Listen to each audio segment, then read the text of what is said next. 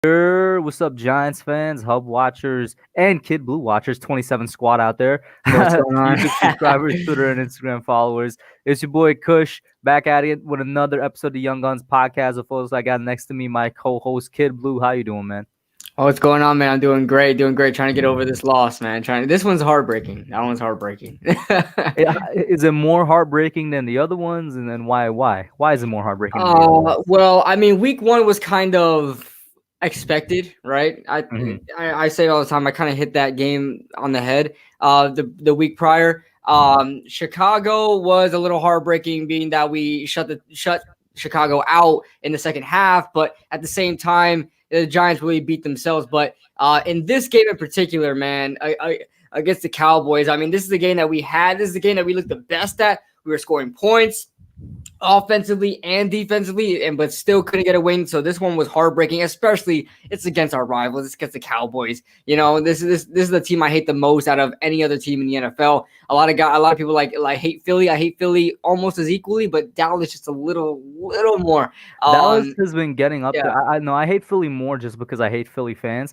Dallas has been getting Dallas up there. fans. I was about to say Dallas is getting up there because Dallas fans, I hate them in a different way. Dallas fans are really just annoying. Philly fans are probably some of the worst people on the face of the earth. But Dallas fans they're are ruthless, annoying. aren't they? They're ruthless, aren't they? Shout out to Ligma in the chat. Today's name for Ligma is Damian Ratley season because the Giants cut Damian Ratley. We'll get into that a little bit later. I am so happy. Can we kick off with that? Oh, for sure. For sure, man. Yeah, so you continue shouting everybody out, man. But we should. That's the first one we'll get off with. Then shout out to Bradley in the chat. Bradley got a lengthy comment there. I'll get to that in a second. Joseph, Nerding Out Sports, Joe Yato, Caden, David AV, welcome in everybody. So Bradley says, "What up, Hub? Let's see Andrew Thomas how he will do against Chase Young if he will handle Chase Young. What do you think we'll have to say when people lie and say that Becton was the best tackle in the draft?" Well, people aren't lying in the sense that they're going off of PFF grades. I think Thomas is really getting too much hate, but let's start off with Damian Ratley first, since you got a little excited about that. So, Damian Ratley, I am so excited that Damian Ratley got cut. This guy constantly, and me and Hub watch the games together. We stream together all the time, so you know just as well as I do that Damian Ratley, every time this guy is targeted, he drops the ball. I mean, it's like, I don't know how to really compare. It's like you playing backyard football and the guy that just completely drops the ball all the time but always wants it. I mean, that's what Damian Ratley is. You know, Daniel Jones went to him on that final play where Darius Williams, who the hell is that, winds up making a crazy interception against the Rams. It was because Damian Ratley was targeted and he did not attack the football. And I'm coming out of focus a little bit, trying to bring that back. But, Damian Ratley is one of the worst wide receivers out there right now, especially for the New York Giants, especially that he was one of the 4 New York Giant wide receivers that we had, 4 of them. And the fact that he was one of the 4 is honestly pitiful. Okay. CJ Board is more doable, more, I guess, tolerable than Damian Ratley. I couldn't stand seeing him on the field just because he just looked like he was useless. I mean, I thought he was just complete bait. And even so, who's going to bait on Damian Ratley? And then we bring up Austin Mack, who everybody, for good reason, everybody was more excited about Benjamin Victor. But Austin Mack was a guy that I really had my eyes set on just because I'm a Giants fan, obviously, and I know about the past and Victor Cruz. He reminds me a lot of Victor Cruz, so much of Victor Cruz. He's not as fast, but he runs good routes, catches the ball in traffic, things like that. Reminds me a lot of Victor Cruz. We elevate him to the active roster. Unfortunately, we only have still 4 wide receivers on the roster. So Austin Mack now becomes one of the big 4. And I'm still not confident in the wide receiving core, but I do think we upgraded. I really want us to bring up Benjamin Victor or Alex Bachman. Just put one of those guys up there and I will be happy. If you put up both, I'll be ecstatic. Right? We can get some more opportunities, some more production out of the wide receiving core. And you'll probably have to obviously you have to get rid of another position. I don't really know where we should go with that yet. Levine Toilolo barely gets any reps. I don't know. The Giants should think about moving on from him. But, whatever it is, the Giants should find a way to get more wide receivers on the roster. But I'm extremely happy. And yes, David AV just said Mac will play. He will get reps. He's one of the 4 wide receivers. Like I said in my video a couple of days ago, talking about how the Giants neglected the wide receiver position. If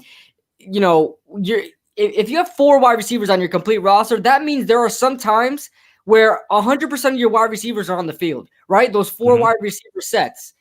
So think about that. The fact that you have no backups, but all your wide receivers are out there on the field is mind-blowing to me. So yes, Austin Mack will get some reps, will get some looks. I honestly think he will get a lot of targets. Not a ton, not lead the team, but he will get like 3 or 4 targets a game right off the bat. Like, I think he will get that many targets a game and then work his way up if he starts developing. But that's a lot of targets for an undrafted rookie that really hasn't proved much. But I think the Giants are that desperate right now to get something moving with the wide receiving core. So I'm really excited about Austin Mack, and I'm really excited Damon Ratley is gone. So a couple of things to address here. First off, shout out to everybody knew that too, and then sports expert Dean Robinson, David A.V., Yvette's, and I think that might have been it. I apologize if I miss anybody. It looks like the next thing we're going to have to talk about is the rookie. I'm going to continue saying it. The rookie left tackle, Andrew Thomas, because a lot of people are like, people forget that a rookie season is your first year in the NFL, man. I'll just say that for now. Now, on Damian Ratley, yeah, he should never have been on the team, man. We should have never cut Corey Coleman for the guy to play devil's advocate real quick. Corey Coleman is still a free agent, so maybe there is something wrong with him because ain't no other team picking him up, and the Giants certainly aren't the only team with wide receiver struggles. Speaking of which, I didn't get a chance to make a pros and cons of it this week. If I did, this is going to be a repeat offender on the list now in Joe Judge. But for the repeat offense, we're going into a game with just 4 wide receivers. It was stupid the first time we did it. It was stupid last week when we did it. I'm pretty sure if we had 5 wide receivers, even if it wasn't a good one, just another target out there, we probably have a little bit more, passing plays that worked out. We get some rotation. We'd probably get a little less drop passes from Damian Ratley because you have that one other guy in there. It's just stupid. And honestly, I don't know how you could do it. Just once is a mistake. Twice, it's like, did you even learn from the mistake at all? That's why I didn't like it. When I learned we were going in, and it was very late too. So maybe that's why. Maybe they're like, it's too late to elevate somebody from the practice squad. I think it was like Thursday or Friday. They were like, damn, we're rolling into the game again with 4 wide receivers. It was just a bad idea from the get-go. And yeah, Damian Ratley should have never really been on the team because Corey Coleman really performed in the offseason, the short offseason that we had. He was the best wide receiver we heard about all program long. You know what I'm saying? Once again, devil's advocate. Unfortunately, all those guys that performed in the offseason are trash right now. You talk about Devontae Downs, who straight up earned his job because he was a standout in training camp. Now has his job lost to Tay Crowder because he was honestly just a bad middle linebacker. You talk about Evan Engram, who up until this game, week 5, was trash during the season. And even then, he disappeared in the second half. He was only there for the first half. He had one catch. He had a good game, but had one catch and then one rush. Exactly. I mean, so that, you talk about Will Hernandez and Nick Gates, who had great training camps. All we heard was good things from them. They're struggling now. It seemed like everybody that had a great training camp is struggling now. The only person that didn't was Lorenzo Carter, and unfortunately, he's out for the season. Lorenzo Carter had a beast of an offseason. He was having a pretty good regular season, and then the dude's out. So just to play devil's advocate there. But yeah, I agree with you. We're now with 4 wide receivers once again. I mean, it's a better group now because I do think Mack is not going to be worse than Damian Ratley. At the very least, I do think might be kind of a shocker. He's more polished than Damian Ratley. That was the thing that strikes you about Austin Mack when you look at him and you look at sort of the big 3 guys that we got from the big schools in Ohio State and LSU. You look at Derek Dillon, Benjamin Victor, and Austin Mack. If you were to say one trait about them that described them perfectly, for Dillon, it's speed. For Mack, it's the size. For Austin Mack is just being polished. He's the best route runner out of all 3, and he probably has the safest hands out of all 3. So, I mean, sure, bring him up. I was opposed to bringing him up before because I didn't want another Sterling Shepard type receiver. Guess what? Shepard's still out. We don't know when Shepard's coming back. So he didn't get surgery, did he? I don't know what's happening with him. I don't even know why he was out in the first place, actually. Oh, he's got a toe injury. But the turf toe, yeah. Yeah, the turf toe. But I don't think that'll keep him out a whole season. So I think he'll be back soon, and we'll have those 5 wide receivers again. He should have been back this week because he was only supposed to be out for like 2 or 3 weeks. I think it's already been 3 weeks. Right, so I don't know because they put him on IR, and when you put somebody on IR, that opens up a spot on your roster. Oh yeah, I made a video today, so we already filled in that. So they released Damian Ratley. they brought up they officially signed Austin Mack. So the 53 active spots are already filled. That one practice squad spot in my vid today that I made is filled out by outside linebacker Trent Harris that they signed, former Dolphin. He was with the Dolphins last year, had 1.5 sacks, 22 tackles. He had a good stat line for a dude, was honestly a rotational player. So he has experience with Graham in the Graham system. I mean, that already worked out with Ryan Lewis, the cornerback who's from the Dolphins. Yeah, he didn't have a great game, Sunday, but honestly, until Gallup got off on those last 2 plays, he kind of, I don't want to say he held down Gallup, but he did a good enough job. I mean, he did a good enough job. What expectations do you have for a guy that's a practice squad player? In my opinion, he exceeded my expectations. I certainly didn't expect. Yeah. So it worked out with Ryan Lewis. Hopefully, it could work out with this Trent Harris guy because we're now thin and outside linebacker too. We could get into that a bit more. With the wide receivers, though, I'm with you. We either need to sign Corey Coleman or it's time to make a trade. We need another wide receiver in here. Yeah, and I, when I made that video, I started looking at who's on the trade block for wide receivers, and the 2 most notable names that came to my mind is one, Kenny Stills, because he'll be a cheaper option, and he's a speedy route runner type guy that I guess the Giants would like because that's all we bring in here. So he's a cheaper option, but the big boy option that I was thinking about is Allen Robinson. I would kill that Allen Robinson. You know what the big boy option I've been hearing about on Twitter is, and you're gonna think it's crazy, but I've been hearing AJ Green. Don't say AJ Green. Not AJ Green, although I do see that in the chat. Shout out to Reggie James. Julio Jones, because the Falcons are also trash right now. Michael Thomas, because Michael Thomas and the Saints are going at it right now. Michael Thomas too, but no way Joe Judge brings in Michael Thomas in here. Hell no. I don't think Joe Judge would like his presence over here. But Allen Robinson, in my opinion, would be perfect over here. Now, Julio Jones is interesting, but I don't know. I don't know what it is about Julio Jones. That's why I never pick him up in fantasy either. He's just so inconsistent. The guy will be silent one game and have 300 yards in another. He did like 3 years ago. He was like silent the first couple weeks and then had 300 yards and 3 touchdowns. So Julio Jones is so inconsistent. I can't have a guy on there like that. And how much is he getting paid? Like $17-18 million? Yes. Him and Michael Thomas are at the top. Yeah, I can't bring him in there. But Allen Robinson is being paid $15 million right now. Now, I'm sure he's going to be expecting a better contract later on because he received that contract a couple years ago. So Allen Robinson, he's only 28 years old. The guy has a catching radius like no other receiver I've ever seen. Right, in this era right now. Except playing when he's up against James Bradbury. Right. But I mean, Allen Robinson has amazing catches, has an amazing catch radius, can go up and get it. He's the guy one of the guys we've been looking for on this team for a long time. I'll go up and get it, 50-50 ball receiver. He is the guy. Here's the thing. The Giants can't pay for him. The Bears are also currently like 4-1. They're not trading Allen Robinson. That's one thing that I brought into account as well. But they only face $4 million in dead cap, so I'm hoping that some kind of feud happens in there. That's what I'm saying. Yeah, like why would they trade him, right? Also, I would like Allen Robinson, but honestly, we're trading him for a 1-year deal because he's gonna want a big deal afterwards. So we're trading him to play out the rest of the year, and then are we signing him? Are we signing a 30-year-old wide receiver to a big deal? Here's the thing that I was saying. I'm not going to trade for him, but he really caught my eye. And he's somebody I am actively going to pursue in free agency. Well, somebody right now from week 5 to week 8, which is when the trade deadline ends. Who can the Giants trade for? Maybe we could trade for Kenny Stills because he's on the Texans. Texans are what? Oh no, they're 1-4 right now, right? They don't have a GM right now because they obviously fired Bill O'Brien. They're a mess right now. So I expect a fire sale. Expect a freaking fire sale, more than what they were doing before. Giving away DeAndre Hopkins and guys like that. So Kenny Stills will be a guy to bring in. Kenny Stills is only 28 as well. I believe he's making a fraction of what Allen Robinson is making, like $6 million. That's like nothing. What about one of Detroit's wide receivers? I wouldn't mind that, but I didn't see them on the trade block. I didn't see them on the trade block, but only a couple of receivers were on the trade. But now the trade block is all speculation, pretty much. They don't really throw out a trade block. They're just going by rumors and putting a list together. But I would love a Kenny Golladay. I don't think Kenny Golladay is coming. That's why I was like, maybe Marvin Jones would be more realistic. But I would love Kenny Golladay. Kenny Golladay, I think, is one of the most underrated receivers in the league. Yeah, he is one of the best go up and get it receivers out there too as well.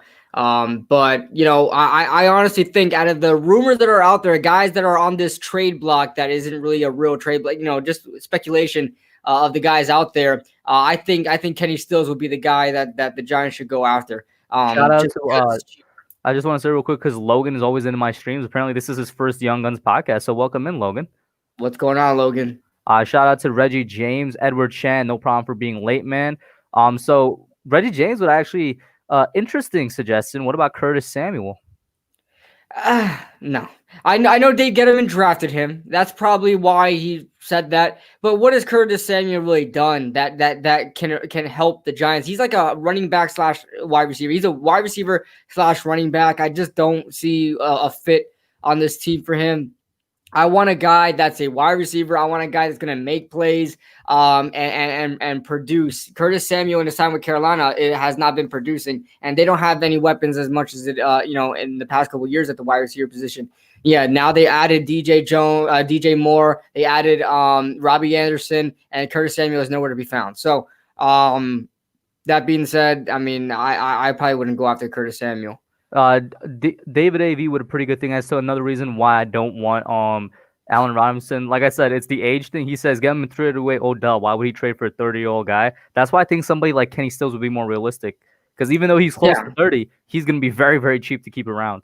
Right. Well, Allen Robinson is not 30; he's 28 as well. So I mean, he's not going to be cheap to keep around. Right. He's not going to be cheap to keep around. You're right. But if Allen Robinson still, because think about it. Allen Robinson puts up 1,200-yard seasons with garbage quarterbacks. Mitch Trubisky, Chase Daniel, Blake Bortles, Chad Henne. Those were his quarterbacks, and he's having a good 1,200 yards over here.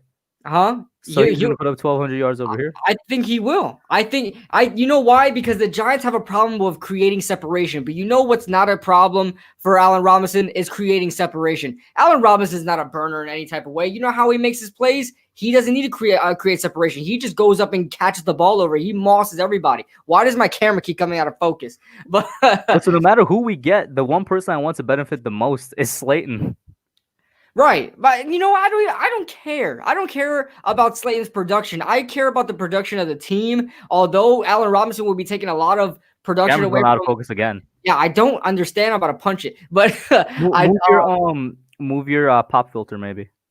Yeah, I'm probably gonna move that. See if that works. But as far as Darius Slayton's production, I don't really care as much. I just want the team to succeed. I don't care about individual players, and I think they will be a good duo. Darius Slayton is the burner, and Allen Robinson's the guy to go and get it. I think they will be a good duo. And it's not like Darius Slayton is getting putting up much yards anyway without him. So I'm gonna once again say that's like 90% Jason Garrett, and we saw it like last game. Garrett got him actively involved from like the jump. Real quick. The jump. We always saw that with Odell Beckham. How many times in the first play of the game, a slant to Odell? Not even a big play, just a slant to Odell, just to feel the team out, feel the defense out, and start to see what works for your best players. Just do that. Which is why I hated Garrett's play calling, and I still low-key hated it a little bit because he did a couple things wrong they got a little in the Dallas game. Exactly.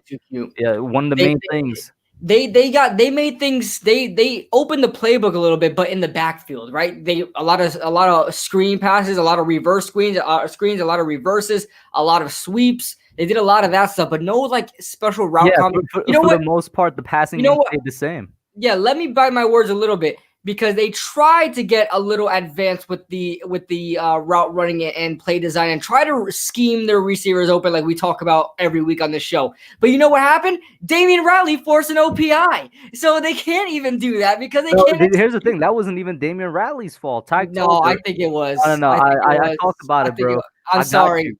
I got you in my video today, That's right? An OPI. Even Tyke Tolbert and Darius Slayton, I had quotes from both of them in the video. They were like, the defender straight up ran into Ratley, and the referees called it as if it was Ratley running into the defenders. That should have been defensive holding on the defender. But as we all know, we got robbed. So the refs called it offensive pass interference. But you know what I saw there? Because I put it in my video.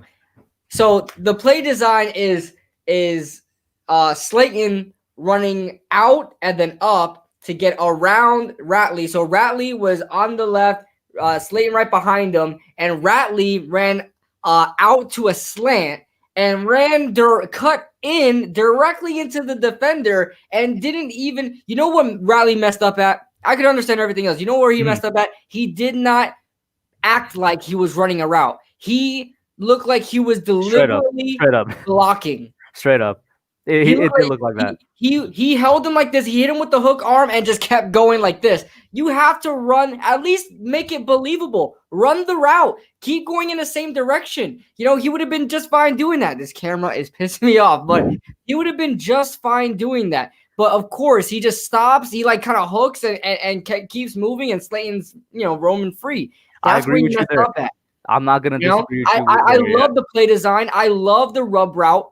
I have nothing against rub routes, but make it believable, guys. Where it's a game against the refs too. You got to make it believable. So, I mean, just poor execution. Hopefully Austin Mack understands route concepts and rub routes so he can try to do that.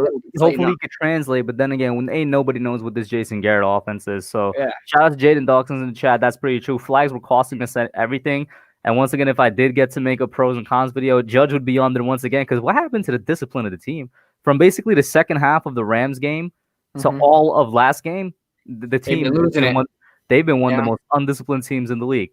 From one of the most disciplined, one of the least flags called to like, what are you doing on the field type of team. And that shocked me. That shocked me in this game because I thought maybe, eventually and later on in the season they start, loosening up and they start, getting a lot of penalties. But we're in the 5th week of the season, and you would think that Joe Judge has a tighter grip on this team, but it doesn't seem like they're really running through a wall for this coach more. Like earlier in training camp where they were loving him. It seems like he's just a regular coach now. I still think that they're loving him, but I would say what you're saying. The first part, they're not jumping head over heels for him anymore. Right.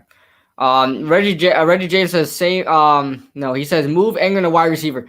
We heard this all the time ever since Engram was when he was drafted. Right. We heard this ever since he was drafted, and I've been saying the same thing since. You can't move Evan Engram to wide receiver. He's not a wide receiver. He would be an average wide receiver. And Evan Engram right now, let me be clear and honest. Evan Engram right now, if he were to consistently play up to his play level, he's an elite tight end. He's an elite tight end. But if you move him to wide receiver, he's an average wide receiver. You can't do that. You can't do that. And he won't be any more consistent at wide receiver than he is at tight end. So you're not going to get the same production level. Hey, yo, look at the troll. Actually speaking some facts for once. He says you take away his value at wide receiver. Thank you. He's a mismatch nightmare at tight end, but he's not a route runner. He's just not. I mean, he's not a great route runner, like a wide receiver type route runner. He doesn't have the footwork for that, but he's a good route runner as a tight end. That's the thing. Now, I saw this as a joke by a couple of people. One, I think it was by Reggie James and Mr. Icy. I got to bring it up just because it's funny. Should we sign Antonio Brown just for the rest of the season? Oh, my God. No, hell no. Hell no. Just for the rest of the season. Listen, he's crazier than Odell. And he could even last he didn't even last a game with Oakland. And he didn't even last 2 games with I'm gonna play the part of people that are suggesting it and get into their minds, bro. You're gonna play the part, or are you going by what your actual heart is feeling? But you're because I said since before the season I want Antonio Brown as far away from this team as possible. But listen, he's still the most talented wide receiver that ever lived. Just 8 weeks, bro, and not long term. Just for the rest of the season. Can you imagine what AB can do for Slay? And think of it like what AB did for Juju his rookie year.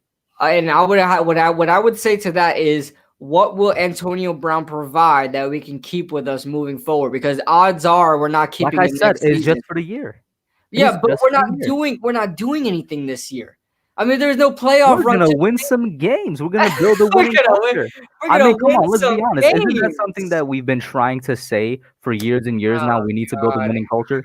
Is that not a legitimate thing that we've been saying for years? Yeah, we've been saying that, but I don't think Antonio Brown is the way to a winning culture, man. There's no way. Antonio Brown would open up the playbook so much. Just, do you know what he does for Daniel Jones? You know how much scrutiny will be under for a 32-year-old wide receiver? Hell no. Absolutely not. Exactly. Another thing that I saw that popped up was, whatchamacallit? Somebody said we should have drafted a wide receiver. I agree. We should have drafted a wide receiver. Everybody said Yeah, now, I'm eating my words. Who do we I'm give eating my back? words. Who do we give back if we're drafting a wide receiver? Who do you have in this last draft? Because I Our mean, third, we're our gonna have to draft a wide receiver mid-roundish. our third rounder was Matt Parrott, and I would say give back Shane Lemieux. Yeah, but for who? At 5th round? He was a 4th-round pick. No, Darnay Holmes was 4th round. Right? Yeah, he's a 5th rounder. Who was still available in the 5th round? Wasn't Gandy Golden? Where did Gandy Golden go? Gandy Golden went like the 2nd. No, he wasn't that high. Early third. Yeah, okay, guess what? How about this? I know I love my boy Matt Parrott, and he was an early 3rd round pick for us. How about Matt Parrott for Chase Claypool? Oh, no, Chase Claypool went in the 2nd. Oh, no! Yeah, he went in the 2nd. Yeah, but I wouldn't take Gandy Golden did nothing this year. Who went in the 3rd? Who went in the 3rd? Gandy Golden, but he wasn't good. Yeah, he's not that good. He's not somebody that I would give back Matt Parrott for. See, that's the predicament. We should have dropped the wide receiver. Okay, who? You know? And giving back McKinney is just not. We had a very top 2nd round pick. I'm not giving back McKinney. You know what? People are starting to. No, I'll give back McKinney. You know who I'm getting? Who? Antoine Winfield. I said wide receiver. This man switched to safety. No. I know. I'm switching to safety just because I'm bringing up that point now because everybody now is saying how good Antoine Winfield is, and I'm like, I've been saying that You've forever. Been saying that, Kidblue, but McKinney's still gonna be better. I'm still saying that. I can't. But Antoine Winfield's been all. I mean, he's been Tyrann Mathieu 2.0, Budda Baker, Tyrann Mathieu 2.0. And I said this when I was doing my draft videos as well. You know, I have pretty extensive draft videos. I said Winfield is the best cover safety in the draft, but Xavier McKinney is the best overall safety in the draft.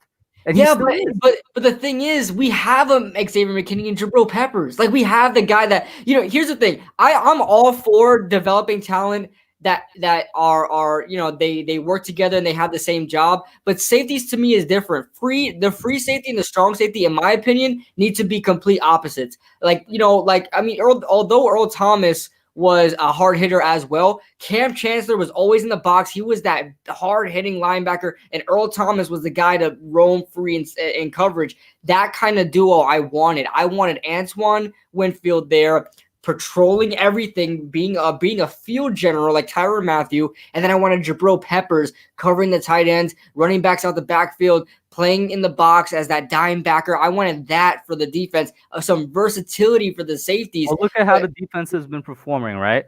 Granted, last week is not even, because I think everybody acknowledged that Dallas's passing offense was so great that it's going to crack our top 10 pass defense, and it did. So it's not even like that's a knock. But our pass defense is great without Xavier McKinney. With Xavier McKinney, I could only imagine how much better it gets. And he's going to improve the run defense. I hope so. I really do hope so. I mean, we when is he projected to come back? Week 9? I wanted when he got hurt, I wanted to say week 8. I said that was like a 6-month injury, and that right around like week 8 is when he should be back. So now let's switch up and let's get not 6 months. Was it 6 months? No, not 6 months. It's like a 6 to 8 week something injury. like that. Yeah, 6 to 8 week injury. Yeah. So let's get to the topic I want to get to for a while now, and we kind of addressed it with Matt Parrott. People already in this man's rookie season, and in my opinion, he's performing just fine because he's a rookie. Andrew Thomas are already done with him. I've even seen people said Andrew Thomas should switch to guard because Eric Flowers. Oh my god! I'm just like, first of all, Andrew Thomas is a completely different level from Flowers. Everybody and their mother knew that we overdrafted Eric Flowers when we drafted him, even the Giants, which was why it was such a stupid draft pick. He was not a first-round tackle. Andrew Thomas was one of the top 4 tackles, and in my opinion, the top tackle in the draft. He's been up against tougher competition. Yes, he struggled, but that's where, guess what? I have a legitimate excuse, and it's not even an excuse. He's a rookie. He's played 5 games of NFL pro football. Let me tell you something. And rookie season, Jesus Christ. This is the problem with. I've seen it with primarily Giants fans because obviously these are the guys that I follow, right? Not particularly anybody in the chat right now. I think everybody, for the most part, is still on the Andrew Thomas bandwagon. But you're right. I've seen people completely jump off already. and say maybe he's a bust. Maybe we should have took Mekhi Becton. I don't want to throw names out there because I'm not starting anything. But why is it we give these disclaimers in the beginning of the season and everybody's okay with it? For example, the Giants aren't gonna be crap this year. What happens when we're not gonna be when we actually see that we're bad? Oh my God, this is the worst. They would fire everybody. But you guys were okay to say we would go 0-5 in the beginning of the season because you guys didn't see it happen. But now that you saw it happen, you're like, oh my God, this is wrong. We need to fire everybody. Fire Gettleman. Everybody, everything's wrong. There's a process, and I think everybody understood that and had that understanding in the beginning of the season. Same thing with Andrew Thomas. Me and Hub said it. This guy's a rookie left tackle. He is going to struggle. I told everybody to hold your horses, and I'm sorry if I'm giving you guys too much hype. I love Andrew Thomas. But there are going to be games where he has a bad game, for example, against the Cowboys. And I told everybody to take that with a grain of salt. Because everybody's just throwing away the game against Pittsburgh. He gave up a sack against Pittsburgh. But, I mean, look at Pittsburgh's defense. It's insane. But he only gave up 2 pressures to Bud Dupree. 2 out of the whole game.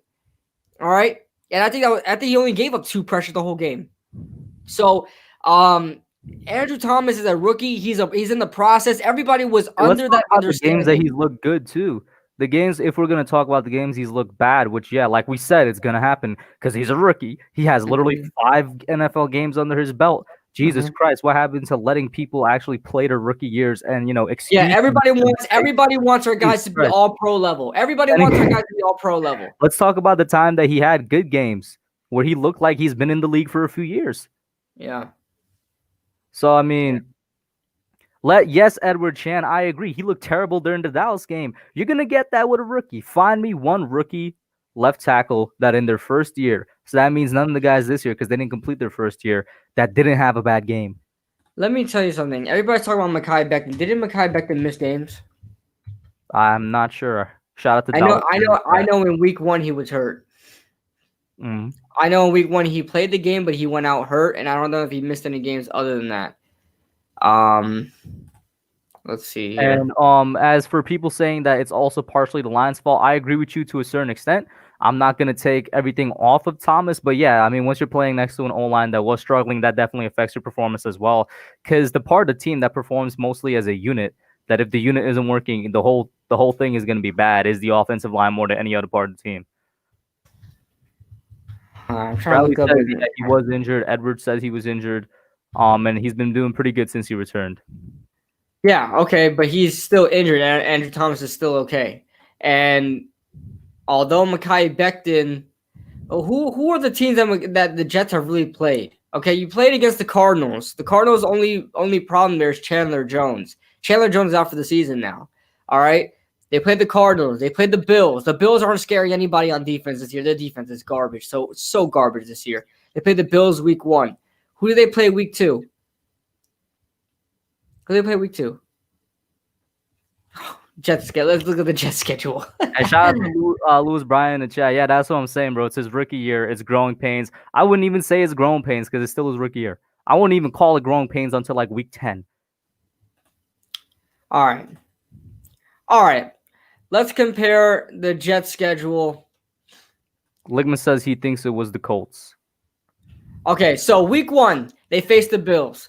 Week 2, they faced the 49ers, and that's the game that everybody got hurt in. So let's keep that in mind. And week 3, they faced the Colts. Okay, who do the Colts have as an edge rusher that's really scary? Nobody. The Broncos, Bradley Chubb. Okay, Von Miller. Von Miller's been hurt, hasn't he? For the season, yeah. Von Miller's out for the season, for crying out loud. Who do the Broncos have other than Bradley Chubb? They're not facing any elite talent. Look who the Giants have faced as far as defensive fronts go. Come on, give me a break, guys. Give me a break. Oh, my God. And you don't even know if those top-tier edge rushers are lining up against Mekhi Becton. Edward Chan just said Chubb got hurt as well, Bradley Chubb. You see what I'm saying, guys? Of course he's looked good. I don't want to take away from Becton's looking good either, because I'm going to say the same thing for him. It's just his first 5 weeks in the NFL season. Who knows where he goes from here? So the Giants face in week 1 the Steelers, who have amazing front seven. I mean, there's no holes on it, obviously, because Tyson Aluwalu was the weakest point. He killed Nick Gates. All right. The Bears, Khalil Mack, Robert Quinn. What else is there to be said? 49ers, that was not a good game. Not a good look. I think Andrew Thomas played better in that game, but I think he still allowed a sack there too. The Rams held his own against the Rams, didn't he? He didn't have a terrible game against the Rams. And his worst game was against the Cowboys, a team that is constantly facing us. It's one of our rivals. Of course, everybody's going to play. And his worst game against the Cowboys and Aldon Smith, who's currently probably the best edge rusher by numbers in the league. Aldon Smith leads the league in sacks this year. Let's just keep that in mind.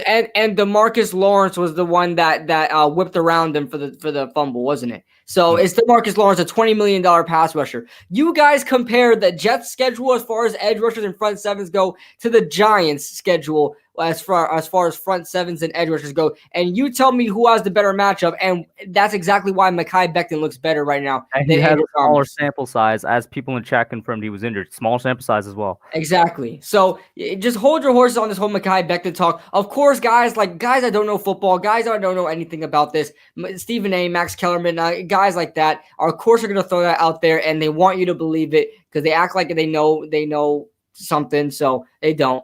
Ligma says, do you smell the excuses that KB is cooking? That's not excuses. I'm sorry. Hold on. Let me give you some philosophy real quick.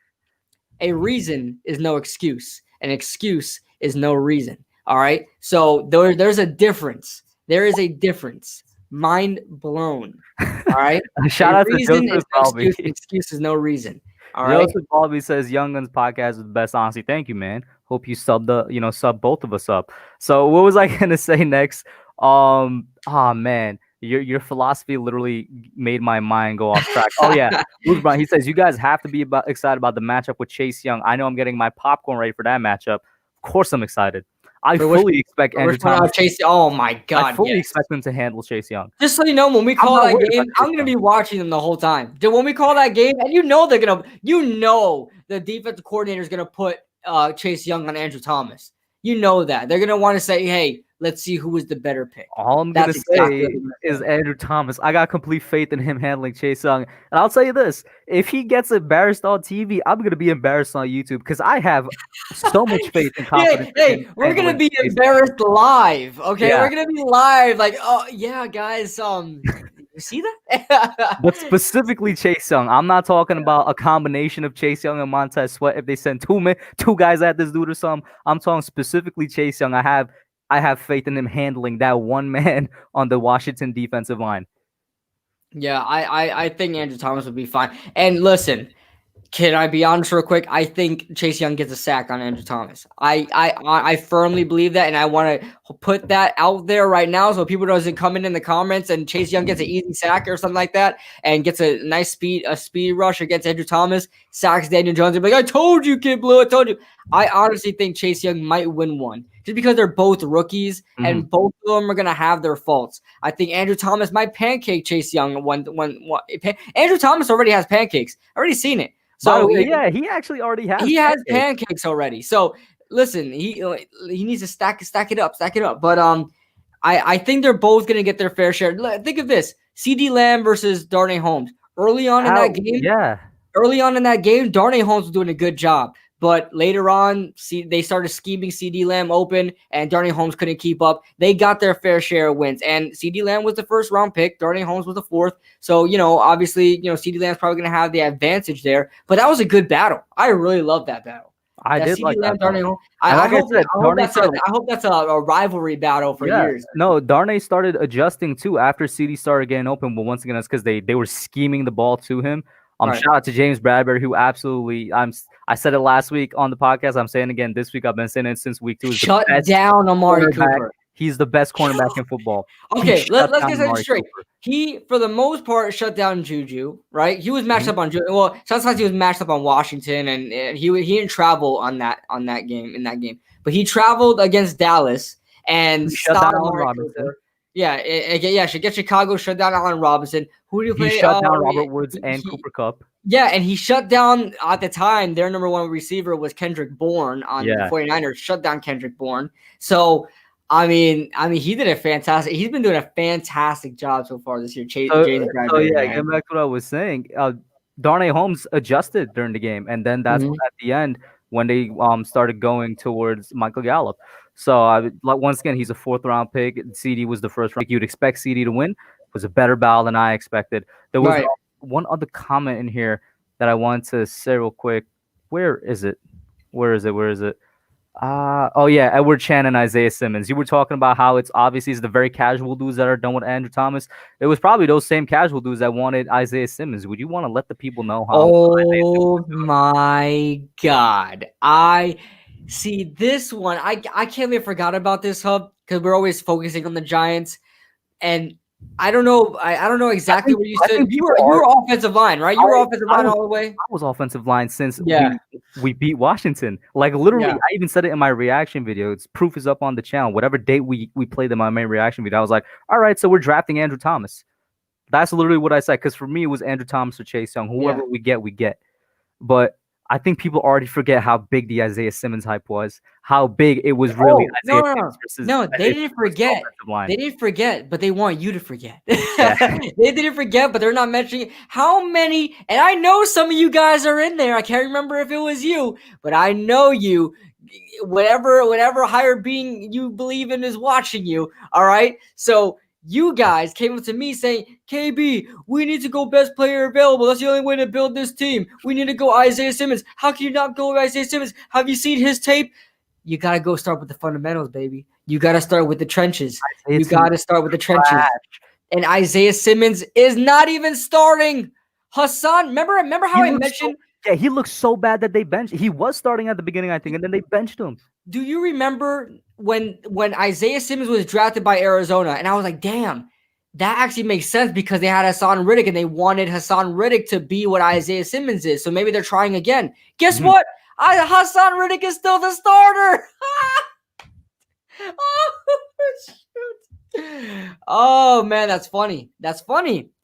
I said this, guys. Listen, we do need a middle linebackers beside Blake Martinez, but Blake Martinez, we gave a shout out to James Bradbury. I call him the best cornerback in the league. Blake Martinez is 100% top 5 middle linebacker right now in the league. He's amazing. We do need somebody next to him. Opened up his game. Yeah, we do need somebody next to Martinez, but Isaiah Simmons wouldn't even be a good number 2 right now because of how bad he's playing.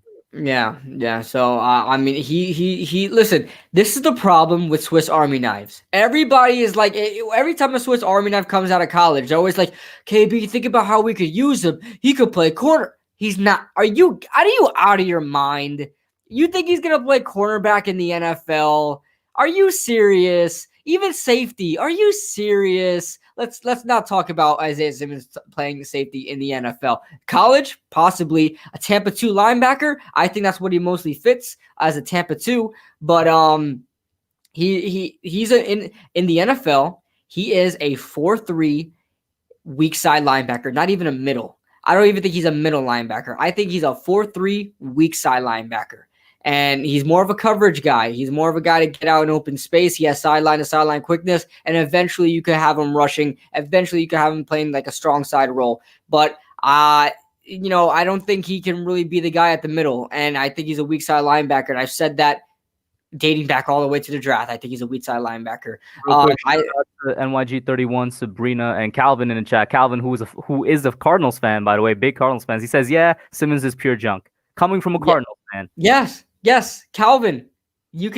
Calvin, you watch your Arizona games. Can you tell me how many times you've seen Isaiah Simmons on the field? And if so, has he made any plays, like legitimately? Like say, be truthful. If he has, he has. If he hasn't, he hasn't. Have you seen Isaiah Simmons make any plays that go, damn, that was a good play? I want to know that. That's a legitimate question to you. Exactly. Man, I was gonna say, not only I'm not that into scheming and film like KB is, so I can't call things like he's a Tampa 2 backer and whatnot. But I did say that this guy is definitely not going to be a Swiss Army knife in the NFL because the college playbook to the NFL playbook is like comparing, I don't know, a stack of $50 bills to a stack of $1,000 bills. $1,000 bills don't exist, but you guys get what I'm saying. It's so much more complicated that it would be impossible to have this man memorize the playbook for like 3 different positions, bro. It will be impossible to have him internalize and memorize the playbook for as a rookie. As a rookie, pressure. Forget as a rookie, even as a veteran. Right, you know right, how hard right. that is. That's why I was like, he's never going to be a Swiss Army Well, knife. that comes along of, yo, what is he then? I completely agree with you, and that is exactly why you don't see Swiss Army knives in the NFL. That's exactly why. It's too much to handle. Now, sometimes you do see field general. See, I don't think there's ever such thing as a Swiss Army knife in the NFL. I think there's field generals. I think there's guys that are so attentive to the game that defensive coordinators say, go wherever the hell you want to go. You know who I think of? I think of Tyrann Mathieu. I think of Earl Thomas. I think of Ed Reed, Troy Polamalu. Those guys, they're all safeties, yes. But only those guys, I think you could say, hey, go wherever the hell you want to go. Make your plays. Minka Fitzpatrick, yes. Another great suggestion as well. Minka Fitzpatrick is another guy that's getting up there where guys are going to be like, defensive coordinators are going to be like, hey, go wherever the hell you want to go. Just make a play.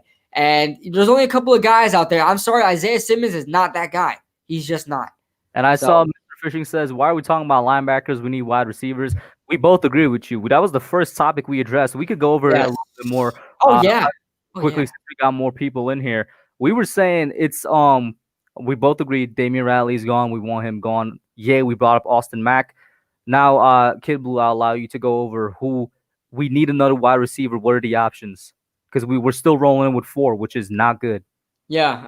So the first place I would look obviously is our practice squad. These are guys that obviously are accustomed to the playbook and that've been with us for a couple of months. And I'm sure I'm sure Daniel Jones should have some sort of idea of how these guys play, some sort of chemistry. The coaching staff does. Right.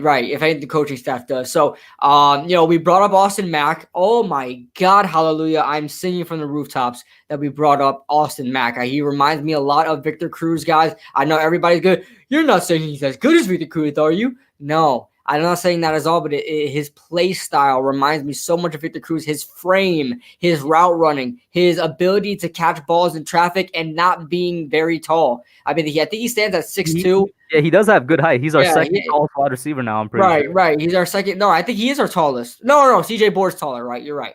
CJ Board is taller. I think CJ Board's like 6'3". But Darius Slayton's at 6'1". And you know what? It's crazy because I think for a 6'2" receiver, he's very shifty for one. Now, he doesn't have groundbreaking speed. It's there. I think he ran like a 4.6. Someone could correct me there. For Alex Mack, but he doesn't have groundbreaking speed, but we don't need that kind of guy. We have a couple of guys like that already. We just need a guy to catch the ball and be able to catch the ball with limited amount of separation. And boy, do I think that Austin Mack was the best guy at that. I like Alex Bachman, but whenever I saw him making plays, he was creating separation. And I think with how the Giants play calling is like. Yeah, I don't know if he's gonna create separation when he goes up against actual teams. Right, exactly. So I think the perfect option was to bring up Austin Mack, because this guy does not require. If you watch his tape, if you watch him in college, watch him at Ohio State, you see that when he was, skin tight covered, he was still able to come with the ball. And I'm like, how the hell did Ohio State not use this guy enough? How the hell did Benjamin Victor get wide receiver we're bringing up if we're going to the practice squad, since that's the first option? Who's the 5th one we're bringing up? Is it Victor or is it Derek Dillon? Here's the thing. Although I like Derek Dillon, although I like Alex Bachman, I'd probably go Victor. Because I didn't like Victor, and I told you guys why I didn't like Victor is because he's 6'4", and never really took advantage of his height. He kind of like gets bullied everywhere, doesn't like go up and get the ball. He kind of finds like soft spots and zones and eats that way. But that's a good role for a like 5th wide receiver. And I think with his height, he could be able to use that ability, because as a 5th wide receiver, who are you going to be going against? Probably your fifth best defensive back, right? Or maybe you get a linebacker, so you luck out and get a linebacker maxed up against you. That height will be very useful, and I think Benjamin Victor should be our 5th guy. We got a lot of Dillon fans in the chat here, and one suggestion by Bradley saying use Dillon as a distraction, like what the Raiders did with Ruggs. Yeah, but I don't want. Here's the thing: I'm not using him as a distraction. I want somebody to produce. Darius Slayton is our speedster. We don't need another guy. I mean, arguably, no, we low key do, because having just one speedster on the team, as we can see, isn't working out. I understand that, but we can use Derek Dillon. But I don't know. Here's the thing. I only go by what I see on film. And when I see Derek Dillon play at LSU, first of all, he was like Darius Slayton. He dropped like 50% of his passes. I mean, Derek Dillon was bad in college. Joe Burrow always looked in the other direction. They had this guy run freaking deep routes and they never targeted him. It's got to be for a reason, right? It's got to be because they don't trust him. I don't like Derek Dillon. He may be a track star. He may be fast. I don't care. I want Bradley, I just want to say the Chiefs have 3 burners, but they're all 3 burners that could catch, bro. Right. See, that's exactly what I'm saying. And you think of Ted Ginn, right? Why is Ted Ginn not like a freaking Hall of Famer right now? Because the guy is not a great catcher of the football. Ted Ginn was a first-round pick, and nobody would have even guessed that.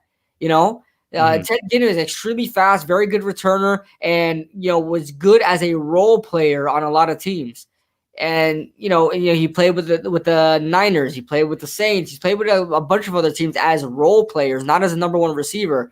And that's who Derek Dillon will probably be. And Derek Dillon's not no way better or even close to a pass catcher as Ted Ginn is. So next to the next option, we said practice squad. Your second option would be free agency. What are you looking at?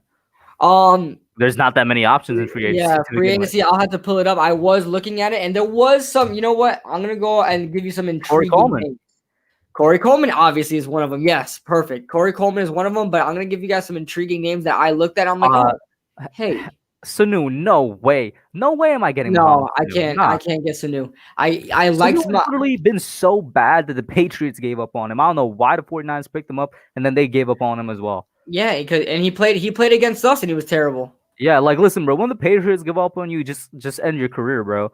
Like we saw it with Nate Solder, bro. If the Patriots don't give up on anybody, all right. I'm trying to open up the free agents list right now on Spot Rack. Off the top of my head, bro, there's really not that many options. There were a couple of intriguing guys that, like, not big name guys, but there were a couple of intriguing guys. I don't know why Spot Rack. Was Hakeem Butler picked up? That's exactly what I was going to talk about. Hakeem Butler. Why did the hype train for Hakeem Butler just died down? Nobody picked him up yet, and nobody's talking about him.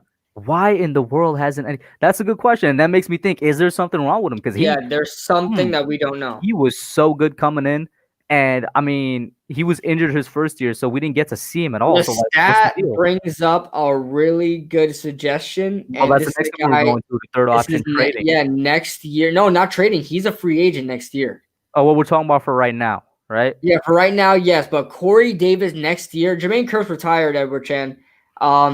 But Corey Davis, right? I mean, in the free agency, oh, my God. You know how cheap we would get this guy? Do you know how cheap to get Corey Davis? Matt 88s, and apparently Butler's on the Eagles. So the Eagles picked them up. Hakeem Butler went to the Eagles on their practice squad? But yeah, Corey Davis, he would be nice because I feel like Corey Davis and Darius Slayton would be a good duo of like really like great number 2s, good number 1s type of receivers to have. Who? Corey Davis and Darius Slayton. Yeah, Corey Davis and how the reason why we would get him so cheap is that because he was a bust first round pick. If he was a 3rd round pick and still put the same numbers, he would probably get more. Just because he's a bust and he underperformed, we would get him for money. No, hell, Dante Moncrief he sucks. I remember when his first year in Pittsburgh, I picked him up because he played well in Jacksonville. I picked him up his first year in Pittsburgh. The guy dropped every single target. The first week of the season, he was targeted like 4 or 5 times. Dropped all passes. All of them. Had 0 yards that game. I had him on fantasy that game. Edward, I was one of the only people saying before the season began Demaryius Thomas, but not during the season. We need somebody that could have a bit more of an impact. Yeah. Continuing that Corey Davis thing, you kind of got cut off when Dante Moncrief. Yeah, Corey Davis would be an amazing option. For next year. For next year. He would have the height. He is one of the better route runners with height out there, especially watching him on film from Western Michigan. I thought this guy was one of the best route runners, not that I've ever seen before, but at the best route runners at his height, at his frame, what he was able to do. He reminded me of somebody. And I'm trying to remember who he reminds me of, or who I compared him to back in the day.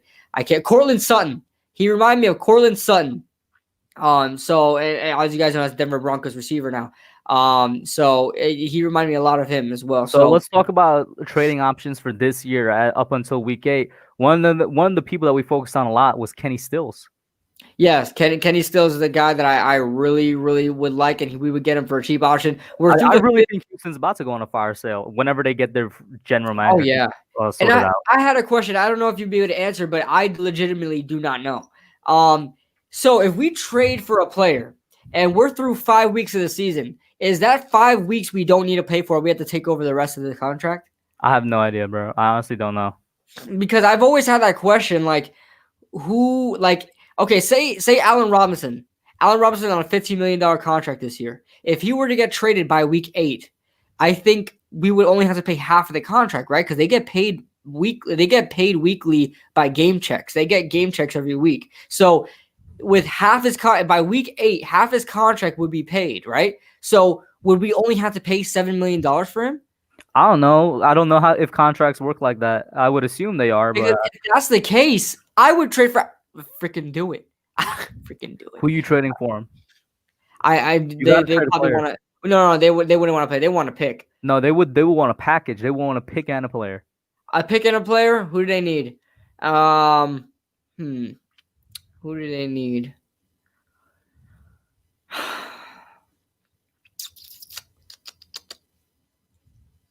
Exactly. You want Kevin Zeitler? I'll give you Kevin Zeitler. The Bears' offensive line isn't that bad. I mean, it's not great, but it's not that bad.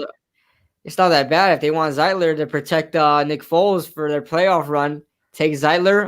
Edward Chan is telling some facts right here. They would want Bradbury or Martinez to even make their defense even better.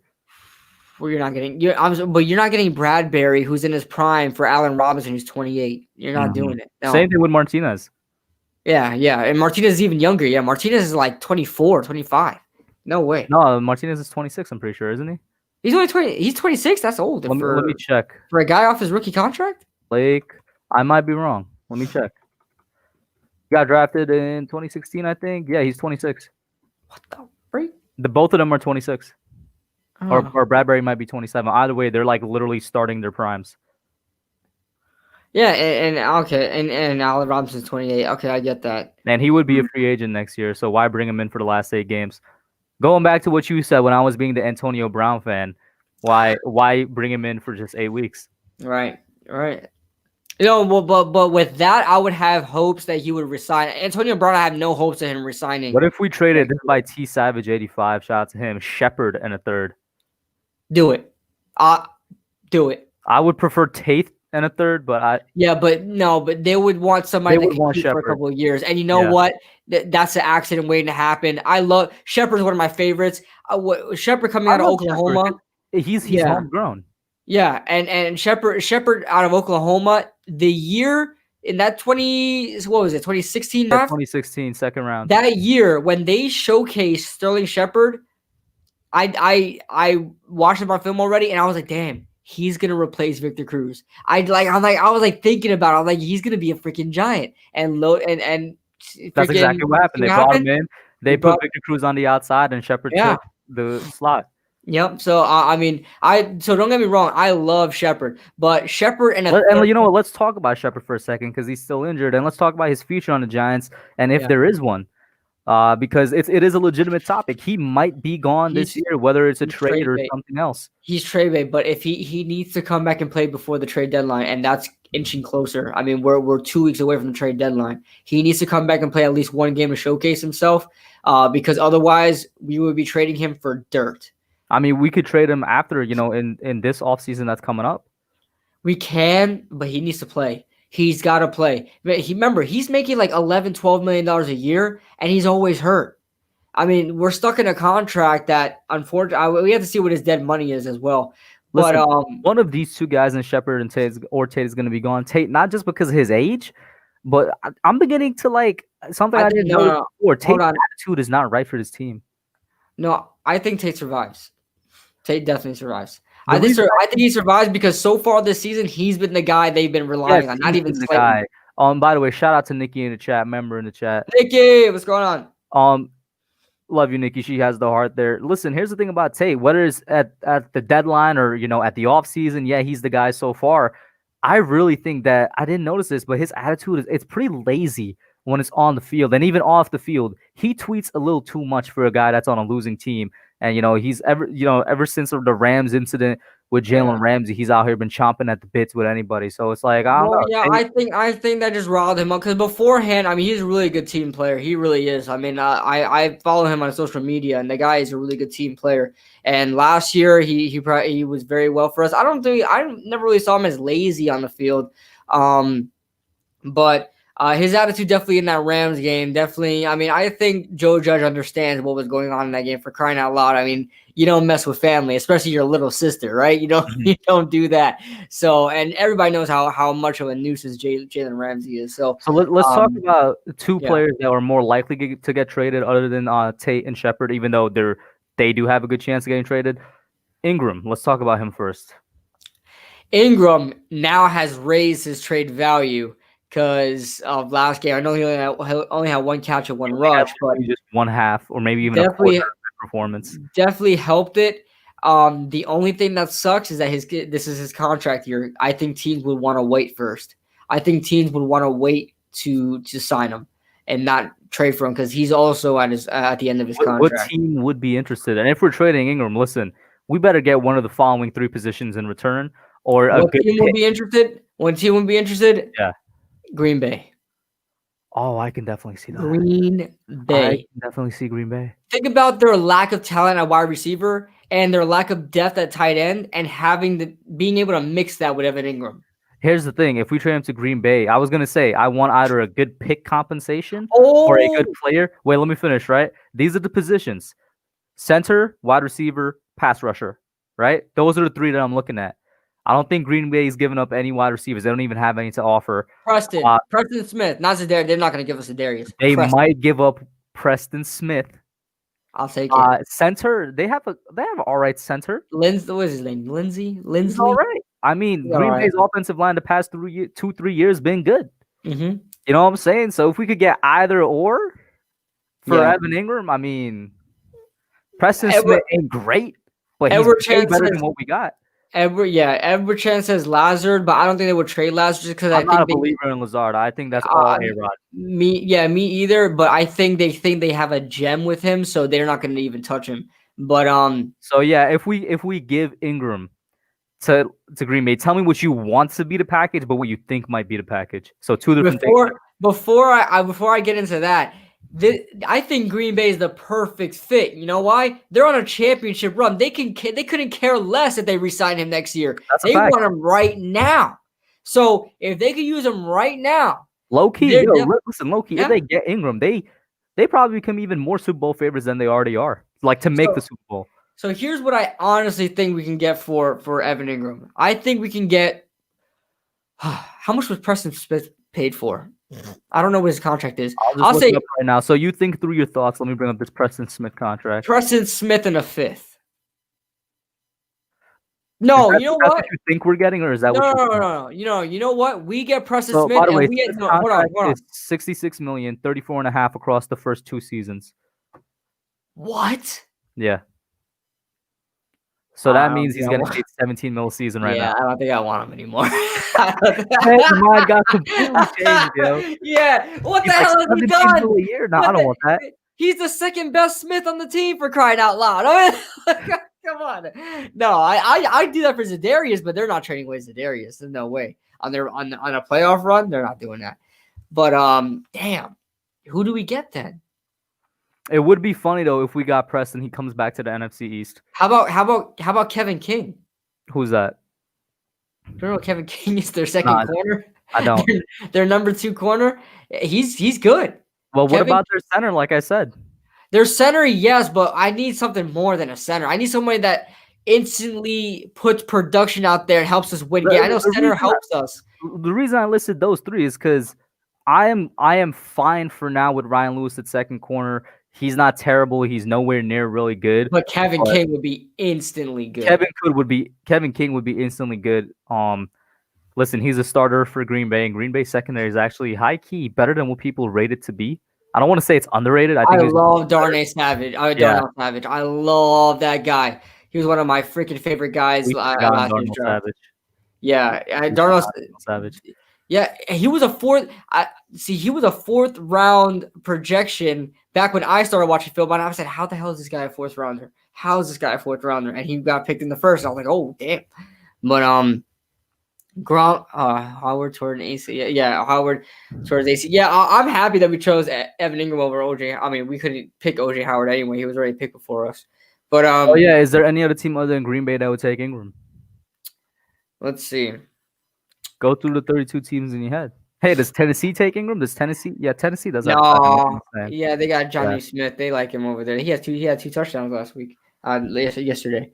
I got my picks thing here, so let me see. Do the Colts take him? Do the Colts take him?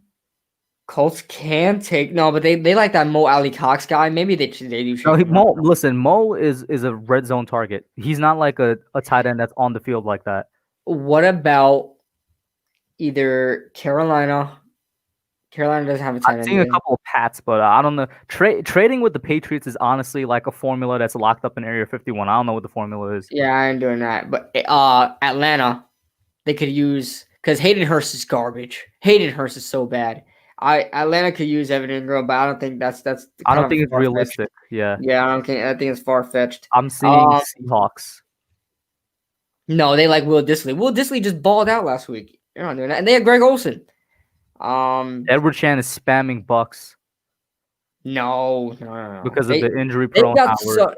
But Gronk is not a receiving tight end. Yeah, but Gronk is still good. He's still putting up numbers. Brate, don't forget about Cameron Brate, and they just found another tight end in this offseason. So I'm not in division. Listen, Mr. IC, in division trades like basically don't happen. So Cowboys is a no. Yeah, I would say I would probably say Washington because they don't got a good tight end, do they? Not even the Cowboys. Yeah. Let's see. That's pretty much it. Unless there's a team late that really thinks they're gonna make a playoff run and they want two tight ends. You know? I'm just gonna list off teams and you tell me yes or no. So dude, think about a team with think about the 49ers with Kittle and Engram. What about the Saints? They could use him, but they got Jared Cook there, but they could use him. Let's see. Bills? Actually that's a good. That one's good. They got Dawson Knox, who's the other tight end out of Ole Miss. So that'd be two Ole Miss tight ends. But they got Dawson Knox over there, but he's not spectacular. Yeah, I see the chat is saying it. The next two teams are going to say I said Bills already, and then obviously Vikings.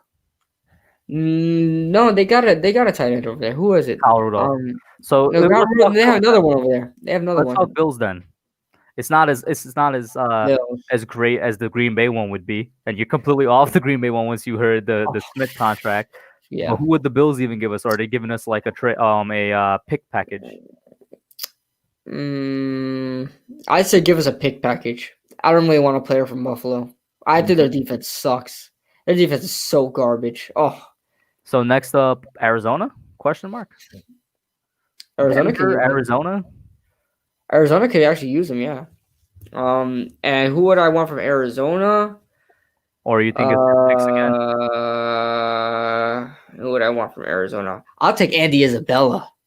Ooh, I would take Andy Isabella all day. Is he the short guy? Yeah, I love it. He's another UMass guy, Victor Cruz, baby. I would love to take Andy Isabella. He's so fun to watch, a little guy, little freaking Mighty Mouse. Would they give him up? I think so. I mean, he got drafted 2 years ago, but he's not used that much. But whenever he is used, he's great. I would honestly take Chase Edmonds as well. I mean, I like the running back group as it is right now.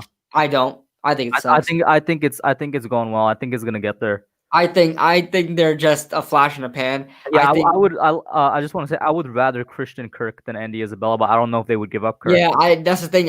Christian Kirk hits in my mind, but I mean Larry Fitz, and what happened when Larry Fitz leaves? I think they got Christian Kirk and DeAndre Hopkins. That's pretty much it. Yeah, she got sports in the chat. Yes. She also says Chase Edmonds. I would honestly package that. Obviously, Chase Edmonds with a pick because Chase Edmonds for Evan Engram is not a good deal. But I would trade away Evan Engram and a 6th rounder for Chase Edmonds. It better be like I was gonna say a third. If we're giving up a pick as well with Engram. No, yeah, Engram isn't flat. Engram has been inconsistent throughout his career. So we would have Engram for Edmonds in a fourth then. Yeah, I'll take that. She Got Sports says he went to college in New York. That's her reason. Yeah. So the only other teams on here that I could see, Fordham. He went to Fordham. Oh, snap! Nice. The only other teams I could see it possibly happening to would be like Jacksonville and Bengals. Yeah, I don't want nobody. All their good players are gone in Jacksonville. So yeah. So that was the first guy. Now the second guy, and now you got to get your brain thinking again because you really struck gold with the Green Bay Engram package. So here's the thing: for Green Bay, I would want Kevin King, and a pick. What pick that was? Probably another fourth, right? Now, no, but for Kevin King, you would have to give up a pick as well because Kevin King's a pretty decent, really good player, like a starter level player. So Evan Engram in a sixth for Kevin King in a fourth. That's how I think it would balance out there. Listen, Lestat, I would love for that to happen for us to give. I love it. Yeah, I would love that. Maybe if the Jags are still somehow in selling mode, but somehow they're buying Evan Engram. You know what I'm saying? So it's just I don't know. So now here's the other player. Ever chasing Minshew. I think he is gonna get. I think out of the two players at that position that's not gonna last, I think it is gonna be this guy, Dalvin Tomlinson. Don't say that. And just like Sterling Shepard, probably even more. I love Dalvin Tomlinson even more. Don't say that. Don't say that. Dalvin Tomlinson. Here's the thing. I love Dalvin Tomlinson, but is he replaceable? Yes. Yeah, he is. Yeah, he is. A regular nose tackle anywhere in the draft. No, we already have him. Dexter Lawrence put him at nose. Lawrence is not a regular nose tackle because he can pass. I'm talking just straight up nose tackle. Listen to what I'm saying. I think he will be a pass rushing nose tackle, and you put BJ Hill where Dexter Lawrence would used to be. Put BJ Hill, Dexter Lawrence, and Leonard Williams. I think that's a good trio. I think it is. I think that's common sense. I think anybody would know that's what it would become because BJ Hill's the next man up. What I thought you were gonna say was just have Dexter there as the run stuffer. But yeah, we wouldn't even need to get another defensive tackle because Bill, got combined BJ and Hill. Bill Hill. BJ Hill would slide in as that's technically 3 pass rushing defensive tackles, and because Dexter is so big, he will or should do good in the run game. So I mean, yeah, that's another reason why I think Dalvin would be the easily replaceable guy, because if you let Williams walk or you let Williams go or whatever, you got BJ Hill that comes in for Williams then, but then you still have that run stuffing guy in the middle. Ligma says Dalvin to the Raiders. Okay, who do we? Raiders have a pretty decent team. Which is why I'm gonna ask you. Gotta get your brain thinking now. Who do you give Dalvin to? Who do you trade Dalvin to? That one's a hard one because I really don't know about every team's trenches, you know? So how about Dalvin to the Lions? Where we send Snacks? Yeah. So Dalvin and Snacks reunite? No, Snacks is gone. Snacks has been a free agent. Oh, okay. Snacks is actually on Seattle's practice squad. No, they're not gonna get Abram. You're not gonna get Abram. Guys, you can't think about listen. Don't think about anybody that's a first year, second year stud because no team, especially John Gruden, would not trade him. All right. So Littleton, Dalvin Tomlinson for Corey Littleton. I don't know if that's an equal trade. But here's the thing. No, we would have to give up a pick. Here's the thing. Corey Littleton is overrated, and he got a contract this offseason. But remember, he's coming. He will be our second best inside. I know, but he got a contract this offseason. Oh, he got a $10 million. He got a 10, and he got a Blake Martinez type contract. He got a $10 million contract. Yeah. Oh, hold on. Oh, man. So apparently the Bears, one of their secondary needs is inside D line. I didn't know that. I'm on the Draft Network right now. What about the Broncos have a need for inside D line as well, apparently. What would you do if we traded? I know they have Grady Jarrett there in Atlanta, but they could use another. They need any defensive piece. What would you do if we traded Dalvin Tomlinson to the Falcons for Dante Fowler? Nah, I'm not feeling that. Not feeling that? Nah. I don't know. Explain to me your reasoning. Oh, Freak shout out. out to apparently entertainers in there. I didn't see him pop in. Shout out to the entertaining talk of sports guys. What up, Terry? Stand up. I didn't see him talking because I'm out here Yeah, looking at these teams. I didn't But see him yeah, type in there. Oh yeah, he sneakily typed in there. I saw you, sneaky. I saw him type in. so yeah, explain your reasoning. Why Dante Fowler? Well, we need an edge rusher, and I think Dante Fowler, although I don't think he amounted to his first round projection. I think he's been pretty good, especially his year with the Rams was really good. So I would take Dante Fowler. He fits our system, and I take him in a heartbeat. And if we have to trade Dalvin Tomlinson That's to not going to do be it, straight I up, would though, do I it. think. It's going to be Huh? Dalvin and a pick for him, I think. Yeah, Dalvin and a pick for Dante. Okay. So Okay, here's the teams right now who's one of their main needs, according to the Draft Network, is inside defensive line. Colts, Cowboys, which I think we could both agree is not going to happen. Lions, funnily enough, like you mentioned.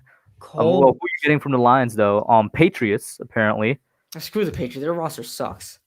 Titans. I don't know if that's really right. And Vikings. Vikings. I don't like Vikings players either. Oh. No, never mind. Well, no, let me hear it. Because this is Vikings corner Mike Hughes that I really like. But he doesn't amount to Dalvin Tomlinson. They would have to give us a pick for him as well. So they would have to take Dalvin Tomlinson. We would have, for the Vikings, we would have to give up Dalvin Tomlinson. Good point by Nerding Out Sports also. Are the Falcons even buyers at the deadline? Yeah, you're right. They're probably sellers more than anything. Vikings, if they got Dalvin Tomlinson, that's another team that might be sellers though. But just hypothetically, I would want to pick up one of their corners because they have a bunch of corners there, but none of them ever amount to anything. But I would take Mike Hughes, the UCF corner from a couple of years ago. I would take him, and you have to give us a third. Mm-hmm. So, listen, yeah. The one thing that I really want now, since like it came up at the beginning of the stream, I really want Kenny Stills now because I really think the Texans are going to be sellers at the deadline. I told you, Kenny Stills is the guy. It's been in my head at the beginning. Kenny Stills is good, dude. To get to trade for as well because they're going to be sellers. That's the only thing I want to trade for at the deadline. I would want to trade for Kenny Stills. I think he could fit well, man. Ooh. Yeah. Yeah, he's on trade Tomlinson for Ryan Conley. Heard that dude was a stud. That guy's a stud. Nah, I wouldn't do that. Why not? Do we want to get into that? I love Ryan Conley, but listen, no. Lestat says Dalvin and a fourth to the Chargers for Casey Hayward. Hey. No. Casey Hayward makes too much money. We're already paying James Bradbury too much. Now here's one thing. I'm gonna put on my evil hat on, get my finger steepled, because this has been going on in my mind for a while now. Some people might not like this. Some people might think it's genius. Let's hear it, man. Let's hear it. This is gonna be something that happens in the offseason, not at the trade deadline. Oh, is this a Nasha Hubbis? We re-sign Logan Ryan long term. He's our long-term free safety. Xavier McKinney is our long-term strong safety. We trade Jabril Peppers. Wait, isn't like Logan Ryan like 31 years old? Long-term as in for probably the next 3 years. And then we could find another free safety then. Trade Jabril Peppers. Jabril Peppers! Because McKinney can very well fit into the strong safety role, and Ryan hasn't been terrible. He's been good. He's been good. And he's actually been trying to punch the ball out. You see Logan Ryan every time he tries to tackle, he has the damn right bumper all the time. So what do you think about chat? Let me know what you think about it. But Kidblue, let me know what you think about it. Tana's in here. Let me know what you think about it. If Lauren got Sports is in here, let me know what you think about it. For the right price, Jabril Peppers. The offseason. Yeah, I'll do it. Because think about it. We can't get Jabril Peppers for a full 16-game stretch. Mm-hmm. That's not happening. So, yeah, I would trade. You know why I think it might happen and why I said, Nostra Hubbis? Because the Giants don't have that many picks. So we'd sell Peppers for some picks. We only got about 4 or 5 picks this draft. Yeah. We'd probably sell Peppers for some picks. That's why I think we do go on a haul by week 8. I do think we sell. We're projected to have the number 1 overall pick in the draft, right? No, right now it's number 2. Jets pulled ahead of us. They're projected number 1 now. Bastards. Bastards. You know how freaking much that would cost? That would cost so. I would listen. We're probably gonna if we end up top 5. I am selling all the way draft day. I'm like, all right, bro. You're calling my phone. What do you have to offer for this pick? Right. Right. Oh man. God, man, you just opened up a whole new dimension right now with Jabril Told you, Peppers. bro. I had to get the thinking you, cap on. you opened a whole new dimension there with Jabril Peppers. Because remember, I told everybody, Xavier McKinney and Jabril Peppers aren't too far off from each other as far I as still think McKinney is a better like he's. I legitimately think Xavier McKinney could be one of the best safeties in the league because he has Mr. Icy for everything. Mr. Icy been saying, been commenting this all the time. Let's get AJ Green now. AJ Green is making $18 million right now, and he has 14 receptions for 119 yards, and he can't stay healthy. Mm-hmm. Keep that in mind. AJ Green is nobody wants to touch this guy. Nobody. He's on the trade block, but he will not get traded. I guarantee you, only a team that's willing to make a playoff run that knows they're going to win a championship if they bring him in is going to trade for him. And he's not going to be probably a 4th round pick highest. And he's always injured. That's a good point by Christopher Hidalgo. Listen, I'm going to get into this afterwards after we finish this idea here. You heard it here first. What if the Giants trade Jabril Peppers and move forward with Logan Ryan as their free safety, Xavier McKinney as their strong safety on the Young Guns podcast? Another thing you heard here first that we could get into general NFL. If AJ Green continues to be bad this season, is it out of the question to say that Andy Dalton made his career?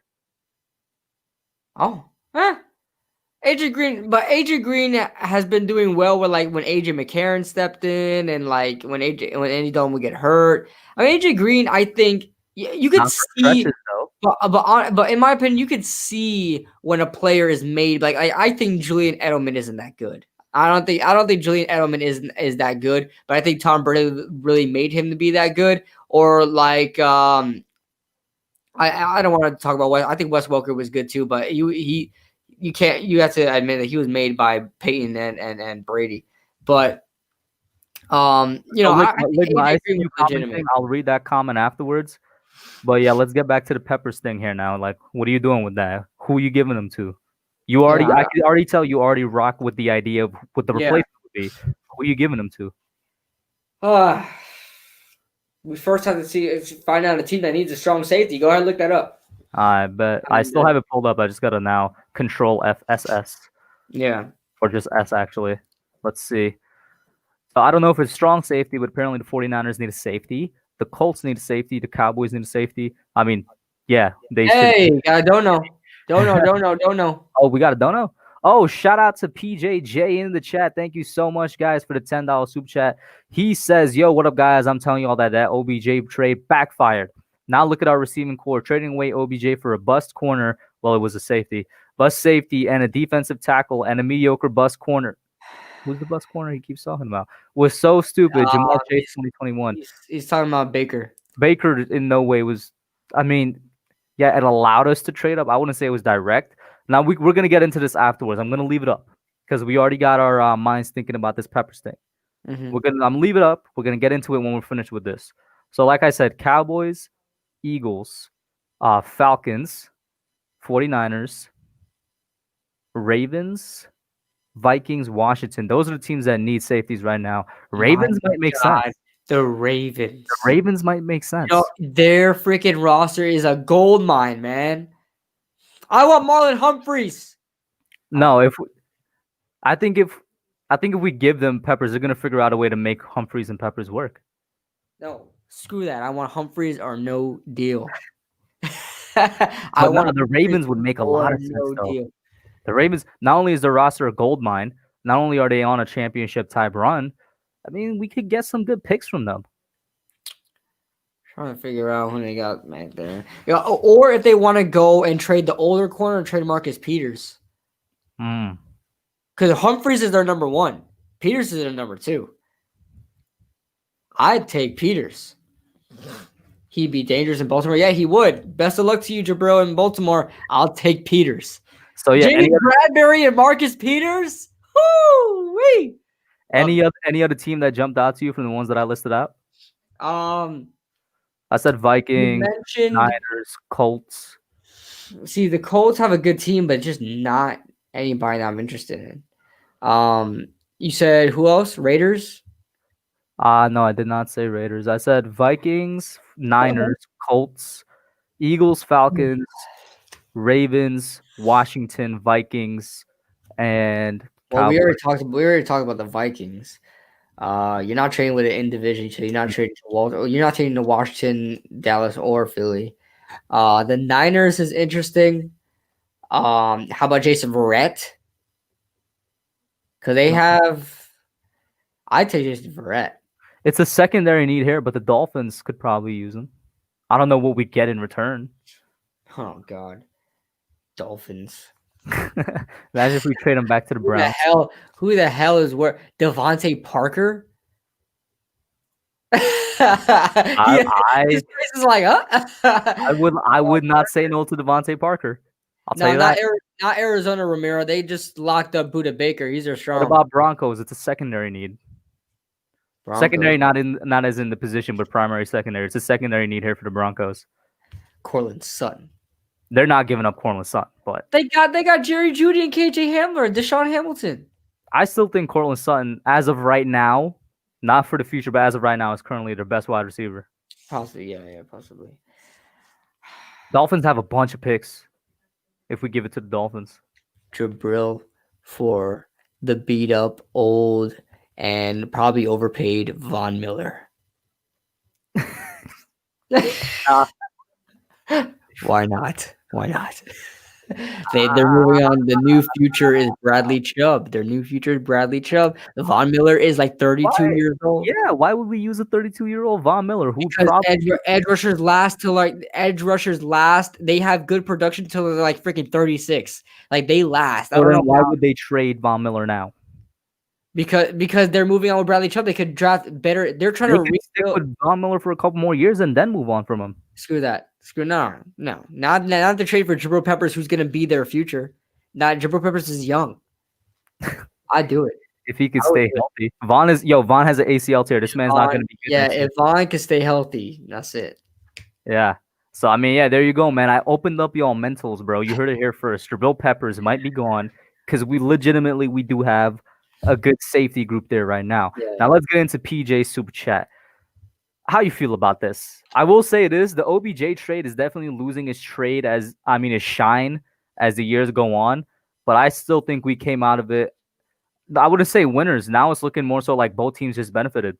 I still say we have a good deal from it because Dexter Lawrence, I really think people are underrating Dexter Lawrence and are really just don't know how good he is by labeling him as just a defensive tackle. I agree. Jabril Peppers ain't what he was promised to be. The dude is just too injured. If he could stay healthy, I'm not saying this about him. I think what people are missing out on is not just the roster, is how much Odell is being paid. He got $20 million. I guarantee you, we don't get James Bradberry if we have Odell Beckham. Guarantee you. We don't. I don't know. Everybody's going off about Leonard Williams. We also don't get Leonard Williams either, and we might not be getting like. I said that. Well, you don't know how the salary cap is affected. Yeah, you don't know who we don't get. I think it's gonna hurt the defensive more than the offense if we kept Odell, because we went on a haul defensively. One of those guys we're gonna have to say goodbye to. One of those guys, and I think you would have to say goodbye to James Bradberry. I don't think we keep. We don't have James Bradberry. Listen, I think if we kept Odell, we stay with Janoris.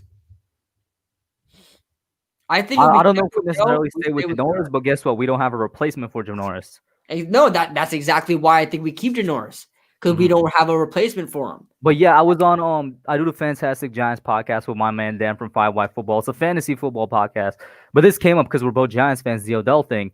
And I said the same thing. You don't know how the salary cap is affected if we keep him. We probably don't have the really good defense that we have right now. $20 million for a wide receiver. Think about that. So I'll say that. And like I said, I think it's looking more and more like both teams benefited. There's not necessarily a loser. That's how I feel about it now. I never felt like we lost the Odell trade, though. I'll say that. And Atana says, so LOL, so we're a rebuilding team that's going to trade for a player that a rebuilding team would look to get rid of. Come on, man, LOL. Which trade scenario was that we popped out? We popped out so many. Which one? Rebuilding team trading to another rebuilding team. I think he would be talking about the Dolphins when Devontae Parker came up. Yeah, we were just spitballing, Tano. We were just spitballing. Mikey C. Yeah, go on. What you saying? I think Oh, no, maybe he he was said Von talking. Miller. Yeah, I think he was talking about the Broncos. Yeah, but Like I we said, were though, we were just that's what I was spitballing. telling you. Why would they trade Von Miller right now, bro? That's what I was Yeah, saying. you're right. Let's. But Yeah, but go like I on. said, with Odell, we don't have. I mean, if we keep Odell, we stay with Janoris Jenkins. We never sign James Bradbury. And then we're going to see Janoris Jenkins having his inconsistent games, making $14 million a year, and we're scared to replace him because we don't have any money to replace him and we don't have anybody to bring in. I think that's a predicament we would be in. So, I mean, I still think at the end of the day, hindsight's 2020. Odell's balling with the Cleveland. I don't care. It was My time. opinion, he still went missing 2018, 2019. Yeah, I mean, it was his time. It was his time. I don't think he gels well with Daniel Jones. I don't think he'll do it. Calvin out here, he says lots of various NFL teams tanking for Trevor Lawrence. How would you compare Lawrence versus Burrow? Do you think the Giants would move off of DJ if the opportunity to pink Lawrence presents itself? The only way the Giants move off of DJ to Lawrence is if two things happen. We have first overall, and we have the first overall because Daniel Jones was trash. That's the only way. That is the only way. Now, I just want to finish real quick. As for Lawrence versus Burrow, I think Burrow is better coming out. The dude's coming off of the greatest college football season that a quarterback has ever had in history. Lawrence has low key. I don't watch college football from what I've gathered, though. He hasn't really changed since his rookie year. Yeah, but he's still he's a generational talent. Joe Burrow just showed up one season like Dwayne Haskins did, but he actually worked out. Joe Burrow actually worked out, but Trevor Lawrence is amazing. But let me say something. This is gonna shock everybody. Let me be honest. Odds are Dave Gettleman does not keep his job. The odds. I think I've been speaking in the sense that I thought he's gone. have a job. Yeah, he's gone. I think it's a mistake, but he's gone. The Giants have the number 1 overall pick. If the Giants had number overall pick, we're taking Trevor Lawrence. For me, I told you. For me, it has to be number 1 overall, and the reason we're there is no. And we're probably gonna end up with at least a 2nd overall pick. I'll be shocked if we don't. And if we end up with the first guys, I know everybody's going no. I know, trust me. But this is just a feeling I have. I want to agree with Tana because, like I said, this team is better than 0-5. This is a 2-3 team. We are, but this team can't find a way to finish. The Jets. Hey, he brought up a good point. The Jets are now worse than us, man. The Jets are. We have officially scored more points than the Jets. We didn't talk about that. They just cut Le'Veon Bell before they fired Adam Gase. The Jets are getting the number 1 overall pick, bro. Yeah, I think they're moving on from. Oh yeah, somebody brought this up to me. This is funny, and we're just spitballing, right? We're spitballing. I think whoever drafts number 1, is taking Lawrence. That's what I'm saying. Exactly what I'm saying. She got worse. But I think everybody thinks that if we get the number 1 overall pick, we would trade it to whoever wants Lawrence. So, but I think the Giants don't take that. I think the Giants would take Lawrence because I think it's stupid, but I do think they look at what happened with Kyler Murray and they're like, hey, it worked for them. It's going to work for us. Listen, that's what I think the Giants will do. It's not what I want them to do. I think that's what they would do. But anyway, because this ownership. I just want to say, since Tana's in it, Tana, if you're free and you want to hop on, bro, let me know. I'll swing you the link. We're probably going to be going for a half an hour, maybe 40 minutes more. Let me know, and I'll swing you the link on Twitter. But go on, KB. What was I saying? Oh crap! We're talking about your asinine reasoning for number 1 overall pick equals Trevor Lawrence. Crap! No, I was talking about something else. I lost it. I lost my train of thought. Damn it. Breathe. Okay. Oh, okay. This one is asinine. I don't use that word, but it's asinine. All right. I was at work and I was talking to my friend. One's a Tampa Bay fan. One is a Cowboys fan. Obviously, I'm a Giants fan. So we're all talking. talking fantasy football. Then we're talking about the matchup with the Giants and how Dak Prescott broke his leg and everything, la la la, and how it's his contract year. And my friend that's a Cowboys fan saw no way possible that Dak Prescott stays a Cowboy. And my Tampa Bay friend says, hey, wouldn't it be funny if the Giants move on from Daniel Jones and sign Dak Prescott? Yo, get Kidblue out of here, chat. Can we get an F in the chat? Because Kidblue died. This is an imposter. Let's get an F in the chat. Kidblue died. And I'll be honest with you, when I thought about it, I was like, I'm not gonna lie. I was like, I wouldn't do it. But it would be weird how that would happen. I gotta say, no, I didn't say no. Hold on, everybody. Hold on. I said this is an asinine story. Facts. Nerding on sports. Kidblue is a Cowboys fan confirmed. God. I said this is an asinine story. I said it's asinine. I said it's completely far-fetched.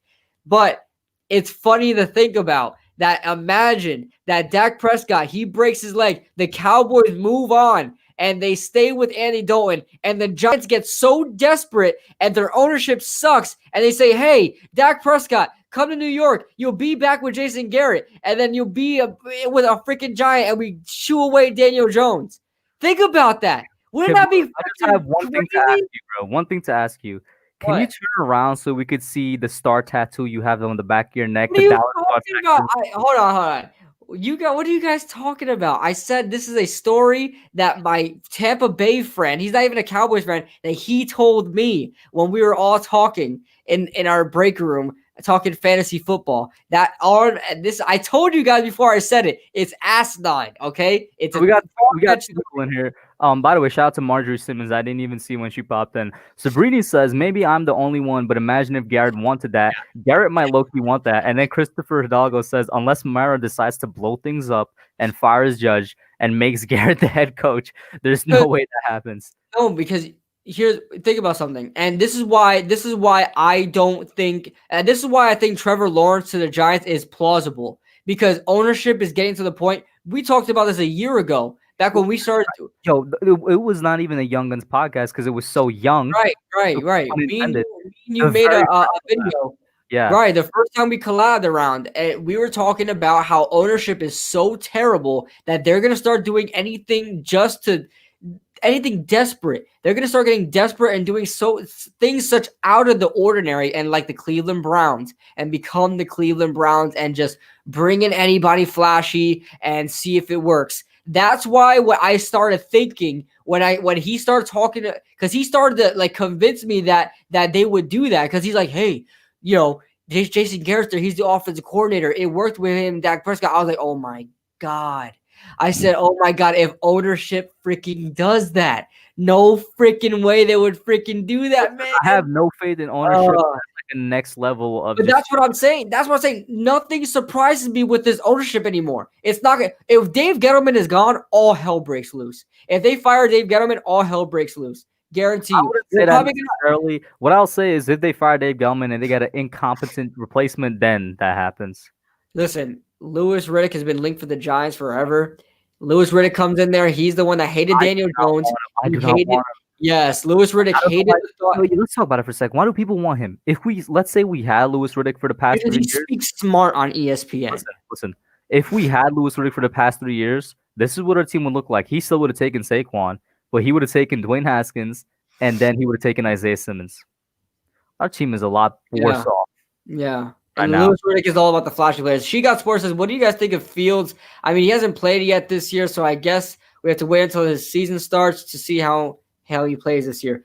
I like Fields. I'll be honest with you, I'm not too savvy on Fields as a lot of people other people are. I know he was first at Georgia. Correct me if I'm wrong. He was first at Georgia and he transferred to Ohio State. Is that what I'm getting? But a lot of people like Fields. Hey. What's going on? A lot of people like Fields, but I think I'm still more of a whatchamacallit, this guy. So what are you doing first? What are you doing first, Tanner? Or what are you doing first? Tanner, are you hearing this craziness? You see how crazy we've gotten. I'm listening to Kidblue. And I got this. That's my friend. Tater heard Dak That's my Prescott to the coworker. Giants. It was That's my all he heard. coworker. I promise. It's my coworker. He said it, and I was like, "It's not." I don't think it's out of the conversation because I think ownership is going to get desperate. Oh yeah, it was my coworker excuse. I don't want Dak Prescott anywhere near the New York Giants. We've been talking about for years. Wait till Dallas has to pay him. Now we're gonna pay him with the shit roster that we have. Absolutely not. Get him. Don't even bring up the word Dak and the New York Giants in the same sentence. I want nothing to do with Dak Prescott. You either draft a quarterback or you stick with Daniel Jones. I don't want a free agent. Period. End of story. Do not put Dak Prescott in a New York Giants uniform. Tell your friend not to talk about Dak ever again because then you bring it to YouTube and you get me upset. Oh yeah. Now it's in everybody's mind.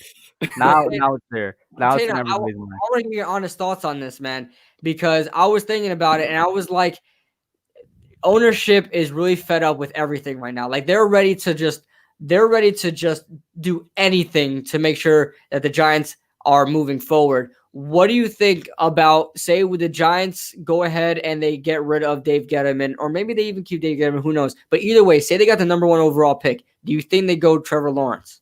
100%. Gettleman's going to be gone, and Trevor Lawrence is going to be a New York Giant if we get the first pick. But I'm gonna relieve everybody's mind that that wants to stick with Daniel Jones. We're not getting the first pick. Yeah, the Jets are much worse than us. The New York Jets. Look at the Jets schedule. I'm going to read off the Jets schedule to you right now, and I want you to tell me one win that the New York Jets can get. They are so, man. They suck.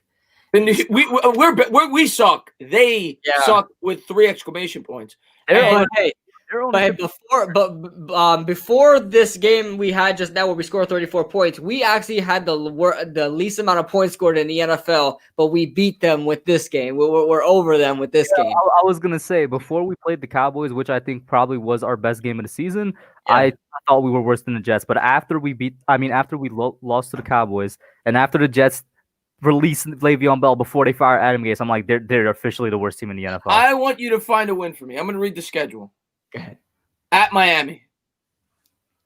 Oh, Miami's killing it. No, Miami's played well the last 3 weeks. Yeah, Miami's killing it. Yeah. Buffalo. Hell no. No. At Kansas City. No. It's a pipe dream. New England Patriots. Nah. Oh my God, their schedule's worse than ours. Hold on. At the Chargers. Nah. No, just better than their record are. Miami. Maybe to take the second Miami game. Maybe. But I don't know. All right, we'll give them 1 win. Right. Okay. Raiders. No. No. At Seattle. Nope. At the Rams. Nope. Browns. Oh. Browns. Nah. At New England. Nah. That's their schedule. Their schedule is harder than ours. The New York Jets are getting the first pick. Everybody in the chat that's hoping for Trevor Lawrence, stop thinking about him because we're not getting the first pick. I promise you, we are not getting the first pick. The New York Jets will have the first pick. They're keeping Adam Gase on purpose because he's poison to the team, and they're letting go of Le'Veon Bell. And I'll say this: it would be such a New York Jets thing to do that they get the first overall pick and they take Justin Fields over Trevor Lawrence. It would be such. New York Jets. No, they take Trey Lance. They take Trey Lance over Justin Fields and Trevor Lawrence. Like She Got Sports though said in the chat, she said, I think the real question is, what if they get the number 2 pick? What to the New York Giants? I'm trying to sell it with all my mind. I'm trying to get as much as I can from them 2 pick. If for some to stick number 2, I don't know at this point. I haven't looked at any prospects, but I really don't know what we're doing if we get number 2. And for some reason, anybody that says that we have the second overall pick, say, well, if Lawrence is not there, go Fields. Here's my answer, and everybody asks me this question every time I go live. You get it asked 10 times. This is my answer. If the New York Giants feel that Justin Fields or Trey Lance is a once in every 5 years quarterback, you take him. If they don't feel that way, you don't take him. You wait another year and you see if Daniel Jones could progress and get better. And if he doesn't, well, then you draft the quarterback in the following year's draft. Or maybe you sign Jacoby Brissett. I talked about it today. He's a free agent next year. If Daniel Jones does not play well this year, maybe you add Jacoby Brissett as a backup, a guy that can compete with Daniel Jones if Daniel Jones isn't playing well. We all know that he has ties to New England. Jerry Suplinski was his quarterback coach. I could see the Giants bringing in a guy like Jacoby Brissett, but you do not force a quarterback pick after you just drafted a quarterback 2 years ago. So if you don't feel that these guys are generational talents, You wait another year. You fix the rest of the roster. That way, if you have to move on from Daniel Jones, the guy that comes in has a much better roster supporting him rather than drafting a guy that might be near the same level as Daniel Jones, maybe a little bit better, and putting him on the same exact roster that Daniel Jones has now, and he's bound to fail. By the way, shout out to Giants Opinion Sports in the chat, another one of my members. He says, I've been telling everyone the Jets are by far the worst team in the NFL. Listen, for me, the camel the straw that broke the camel's back. I'll be back, guys. I'll be back. Yeah, it had to be Bell. Like Tana, how do you release? What is your thought process on this? How do you release Le'Veon Bell before you fire Adam Gase? I made a video today. I was furious, and I'm not even a Jet fan. Mm-hmm. It's a joke, to be honest with you, that the New York Jets and whatever. I get it that they weren't getting along. To me, the guy I feel most upset for is Sam Darnold. Sam Darnold's gotten shit on since he became a New York Jet. He was never given a fair opportunity, and then you trade away his only decent weapon. And his only opportunity to try to have some semblance of an offense. And basically, the Jets just said, yep, we traded away 3 second-round picks. We drafted this guy 3rd overall. We quit. We give up on him. We're going to give up on the guy that won us 7 games last year. He went 7-6 and 13 starts with the crappiest offense in the NFL. We're done with him. And that's what bad organizations do. It's what the Redskins did with Haskins. And it's what the Jets are doing with Sam Darnold. That's what bad organizations do. And it's unfortunate. It might be what the Giants do with Daniel Jones. These 3 quarterbacks that have been linked since before they played an NFL game. Why? Sam Darnold has been linked to the Giants because a lot of people think we should have taken him. Of course, Haskins is linked to the Giants because him and DJ, their careers are forever going to be intertwined because of that 2019 draft. And now it's even more intertwined because people are asking the same thing about Daniel Jones. Why haven't we benched him? Just like how the Redskins have benched Haskins. These 3 quarterbacks are all have such similar careers because they've all gone to such bad teams. Listen, man, the quarterback always gets all the credit and all the blame. And a lot of times when quarterbacks are successful or not successful, it has to do with the situation that they're put in. I have no doubt in my mind if Sam Darnold, and I'm not even going to say it for Daniel Jones, I think Sam Darnold's a more talented quarterback than Daniel Jones. I've thought that for a very long time. I always stick up for Sam Darnold. I think Sam Darnold's a talented quarterback. If Sam Darnold was put in a good situation, I have no doubt in my mind he would be a very good NFL quarterback. He was put in the worst possible situation a quarterback could be given. And the Jets are spoiler alert, Jets fans, if you're listening. If you take Trevor Lawrence, you're going to screw him up just like you did Sam Darnold. Because real quick, which is why I hope Trevor does this, is what She Got Sports asked. What if he pulls an Eli and says no to the Jets? If I'm Trevor, I'm not trying to go to the Jets. I'm saying no all the way. Yeah. Last year they wanted Joe Burrow to do that. Everybody was saying they wanted Joe Burrow to do that. But Cincinnati actually set him up better than I think people expected. I'm gonna tell you right now. If I'm his dad, if I'm his agent, and the Jets have the first pick, I say you either have to pull an Eli Manning, or you stay in school another year and you pull. You don't go to the New York Jets. The New York Jets are notorious for screwing up quarterbacks. Andrew Luck did that. He didn't want to go to the Panthers, so he stayed in school another year. And it was Cam that ended up going to the Panthers. I think Andrew Luck pulled that. Peyton Manning did it. Peyton Manning was supposed to, in his sophomore year, could have came out, and the Jets had the first pick. He waited another year. The Jets take Keyshawn Johnson, and then Peyton Manning went first overall to the Colts the next year. And one thing, it's funny how you mentioned that with the Jets, Tana, about Trevor Lawrence, and he's probably not going to do anything more than Sam Darnold did because they're not building around them. Arguably the same thing for the Giants as well. We take Trevor Lawrence this year. When I'm watching on film, like I watched the 49ers game most notably, later in that game, like guys were not getting open. Jason Garrett was not opening up the playbook and scheming wide receivers open. Guys were just not getting open. And constantly in that film review, I kept saying, in this situation, what would Trevor do? In this situation, what would Trevor do? In this situation, what would Trevor do? And in my comment section, nobody answered what would Trevor do, because there's nothing for Trevor to do. If Trevor was in the same situation in those plays, nothing would have changed. Just the name in the back of the jersey and the long hair streaming down his back. That's it. That's the only thing that would change in those plays, because nobody's open and you can't buy enough time to get these guys open if nobody's getting it. We have Damian Ratley and CJ Board out there. We have to upgrade the people. Hold up. Darius Slayton has a foot injury? What? Yeah, he's limited. He was limited in practice. Right? All right, yeah. I thought she meant like he's been ruled out. But I didn't hear that he was ruled out. I heard that he was limited. Yeah. We definitely need wide receivers ASAP. It's not rocket science, Kidblue. It's not rocket science. To have an effective offense, I don't care who the quarterback is. You have to be able to block. People are blaming Jason Garrett for the play calling. Listen. If you can't block, how could you expect them to run deep passing patterns? Right. They can't hold blocks for more than a couple of seconds. It's why Daniel Jones has to get the ball out right away. For me, Tana, because I do blame Jason Garrett for play calling. I don't blame him for deep passing routes. I blame him for not trying to scheme wide receivers open, even on short passing routes. That's fair. I mean, the thing is this though. Okay, and I know I sound like a broken record, and we all do. And maybe I'm completely off base. I think the Giants screwed up. I think the Giants screwed up last year with how they handled Daniel Jones. I think they rushed him in way too early. I think they had the opportunity for him to learn under Eli for at least half a season. They didn't do it. I think that screwed him up. I also think had they done that, Pat Shermer's still the head coach, and Daniel Jones is not struggling as much as in his second year because he's still in the same scheme. Because I think Eli wins a couple more games, and it kind of eases ownership's mind. They bring Daniel Jones in the last 4 or 5 games. Jones comes back with the same coach in the same system year 2, and it doesn't look like this much of a mess. That's my honest opinion. Here's the thing. I was on Fizz Vegas's podcast last Wednesday. He brought the same thing. In my opinion, it's still nearly as bad as a mess as it is now, because with Pat Shermer still as the head coach, yeah, your offense looks good, but now it's the flip. Your defense still looks terrible. Well, Betcher's gone. They fired Betcher. They fired Betcher, but we don't hire Patrick Graham. We don't hire Patrick Graham. That's true. We don't hire Patrick Graham. We definitely don't sign Blake Martinez or James Bradbury. Let's keep it real.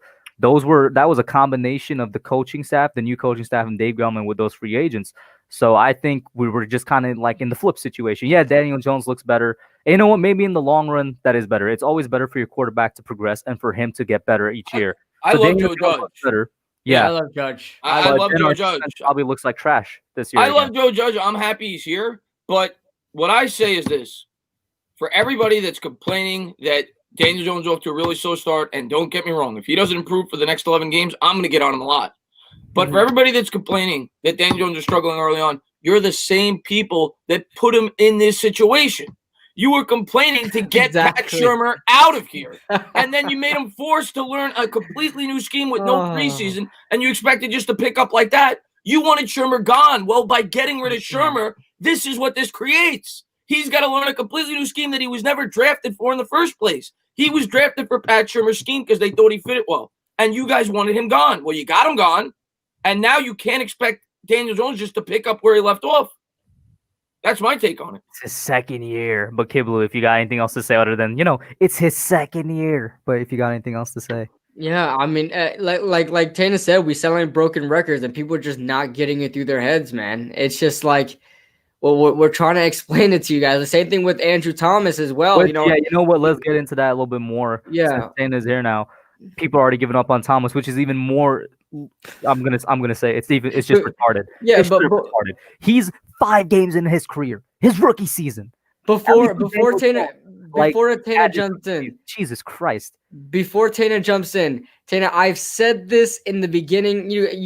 Everyone knows I'm a huge Andrew Thomas fan. Hub was a huge Andrew Thomas fan as well. I love Andrew Thomas, but I said to everybody when we drafted him, he is going to have games where he looks like garbage. He's going to have games where he does not play well, but that does not mean he's not going to be a franchise left tackle. And already through 5 weeks of the season, they're saying we should have took Mekhi Becton, and he was not the guy, and he's a bust.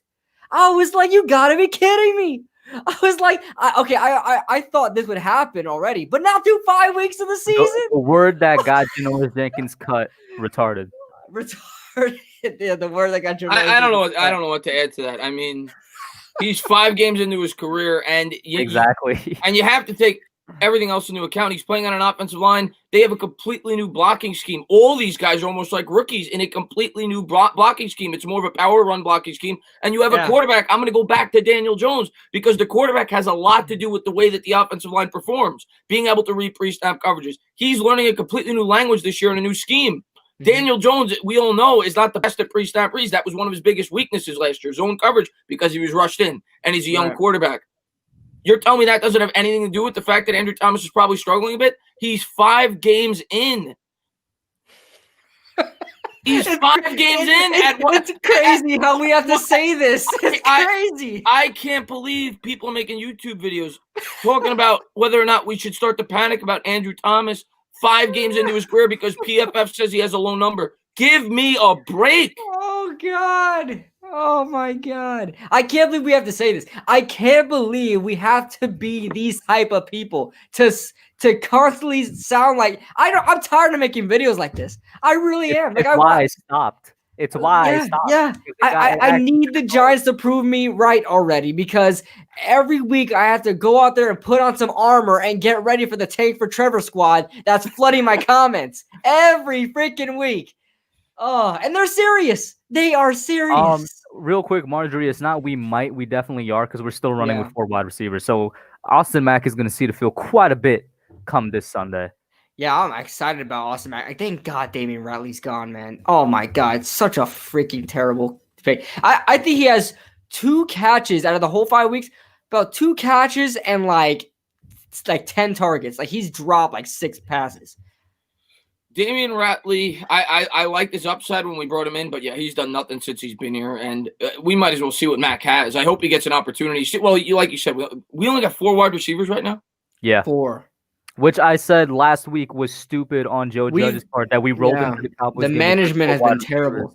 This is what I said to Kidblue at the beginning. Had we have 5 wide receivers, just 1 more rotation, we probably win that game off the fact that the wide receivers are a bit more rested and we have a bit more options to throw to. So maybe not that many drop, maybe a couple different routes. I think it was very stupid. And now we're running into this week again with once again 4 wide receivers.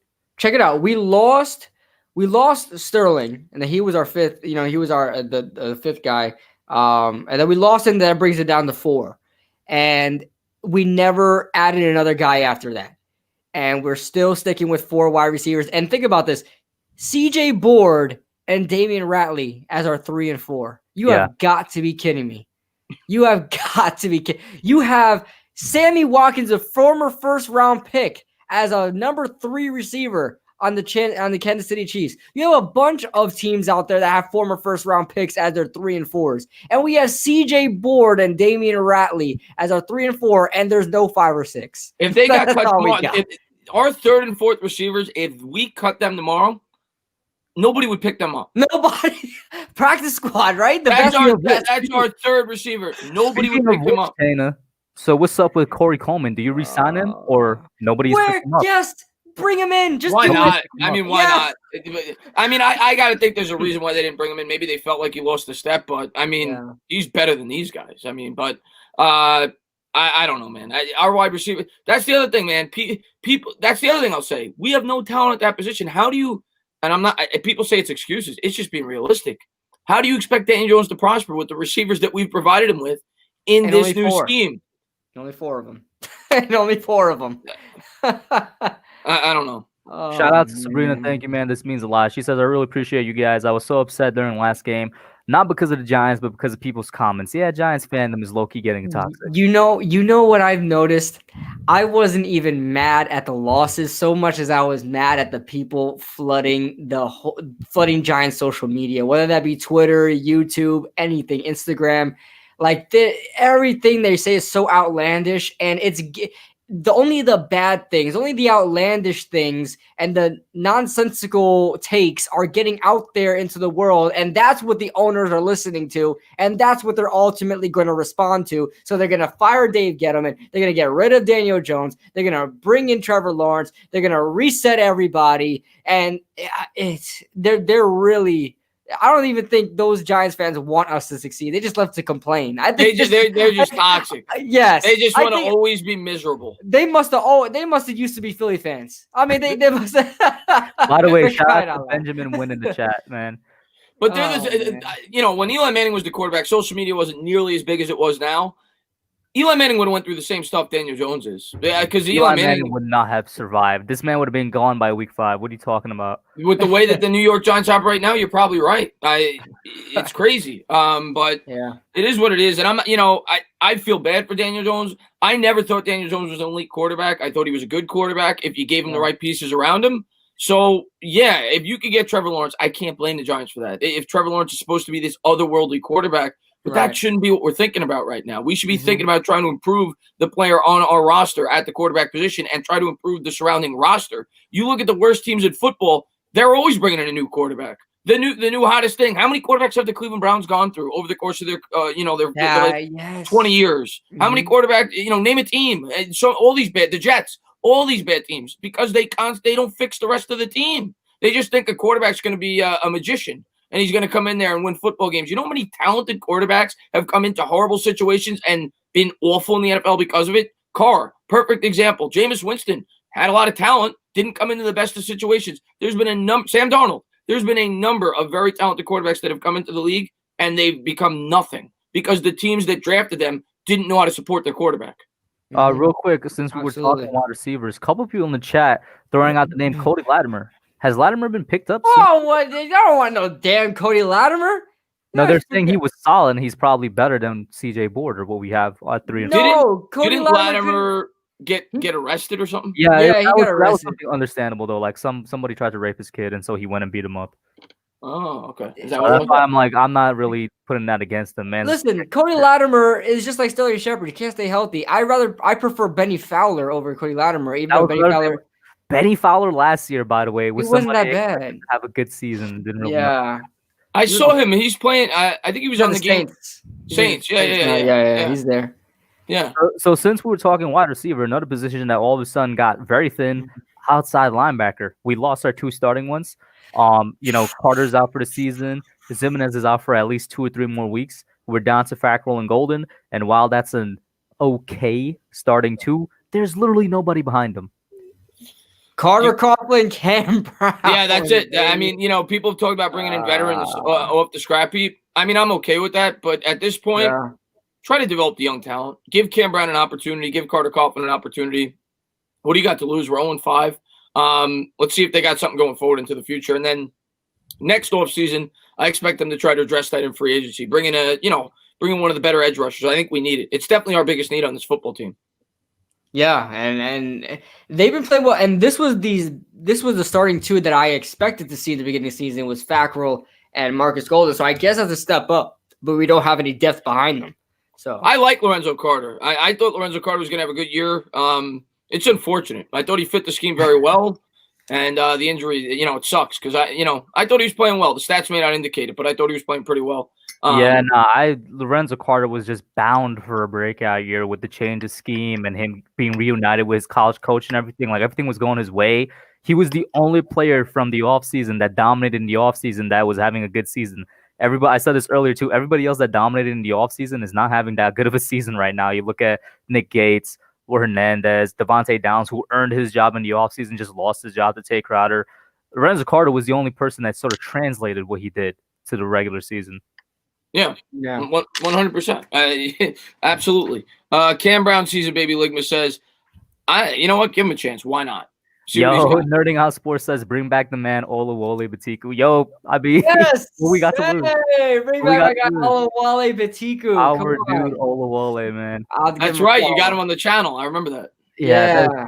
I mean, hey, what we got to lose? But honestly, like Dana said, I'd probably stick with the 4 we got right now. Do we even have a roster spot? No, we don't. All of our roster spots are filled.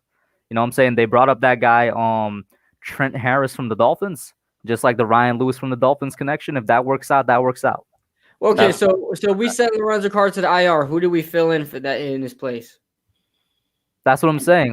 So I think we have one spot open. All of our spots are filled right now. Are you sure? I'm like, we didn't activate anybody after Lorenzo Carter got sent to the IR. You know who took his place? Carter Coughlin did. Because up until last week, Carter Coughlin was always on the injury reserve because he was injured for like the first 5 weeks of the season. Oh, there you go. And if it wasn't Carter Coughlin, it was Cam Brown. I don't think Cam Brown was on the active roster. He was. I seen him in special teams, and I seen him in special teams a couple of times. They're talking about David Mayo in the chat. Well, David Mayo's not an edge rusher; he's a middle linebacker. Yeah, he's a middle linebacker. But I think he is coming back though. Soon. I can't believe I'm saying this. Can't wait for David Mayo to come back. Because listen, I said Martinez was going to be good, but he overperformed my expectations of him even. And him and David Mayo could legitimately be a really, really good middle linebacker duo. Yeah, I worry about coverage though. But And Tate Crowder's played okay, given the opportunity. Tate Crowder has played okay in limited snaps. love Tate Crowder, man. I don't know. He's not. Yeah, he's played okay, but I just love the fact that we got him Mr. Irrelevant. Like, I hope he works out. Not Mr. Irrelevant, bro. It's so crazy. Right. he's playing up. I'll say that. He's definitely playing up. Former running back turned inside linebacker, and look at he's starting. Yeah, he's playing. I mean, that tells you something about the Giants' defense, but we definitely need some more pieces. I will say that even with those missing pieces, the defense is good. Which is, you know what? This is the next question. How badly is this defense affected now with the injuries? Because we were a top 10 defense going into last week, which is very, very good considering all the missing pieces. Now we have even more missing pieces. Yeah. I personally think that our defensive success has as much to do with scheme than personnel. Like, I think Patrick Graham has a lot to do with it. The coaching and everything else. The one thing that I was really discouraged with this past week, the run defense was awful. And there's no excuses for it. We won the time of possession. Their offensive line was banged up. They were missing like 3 starters or 2 starters. There was no excuses for us to get manhandled in the way that we did in the run game. So I was disappointed with that. I thought the pass defense played pretty well, but the run defense was horrible. And maybe some of that had to do with the fact that the Giants were so concerned with stopping the Dallas Cowboys pass attack because of all the weapons that they have and how banged up we are in the secondary. But they ran all over us from start to finish.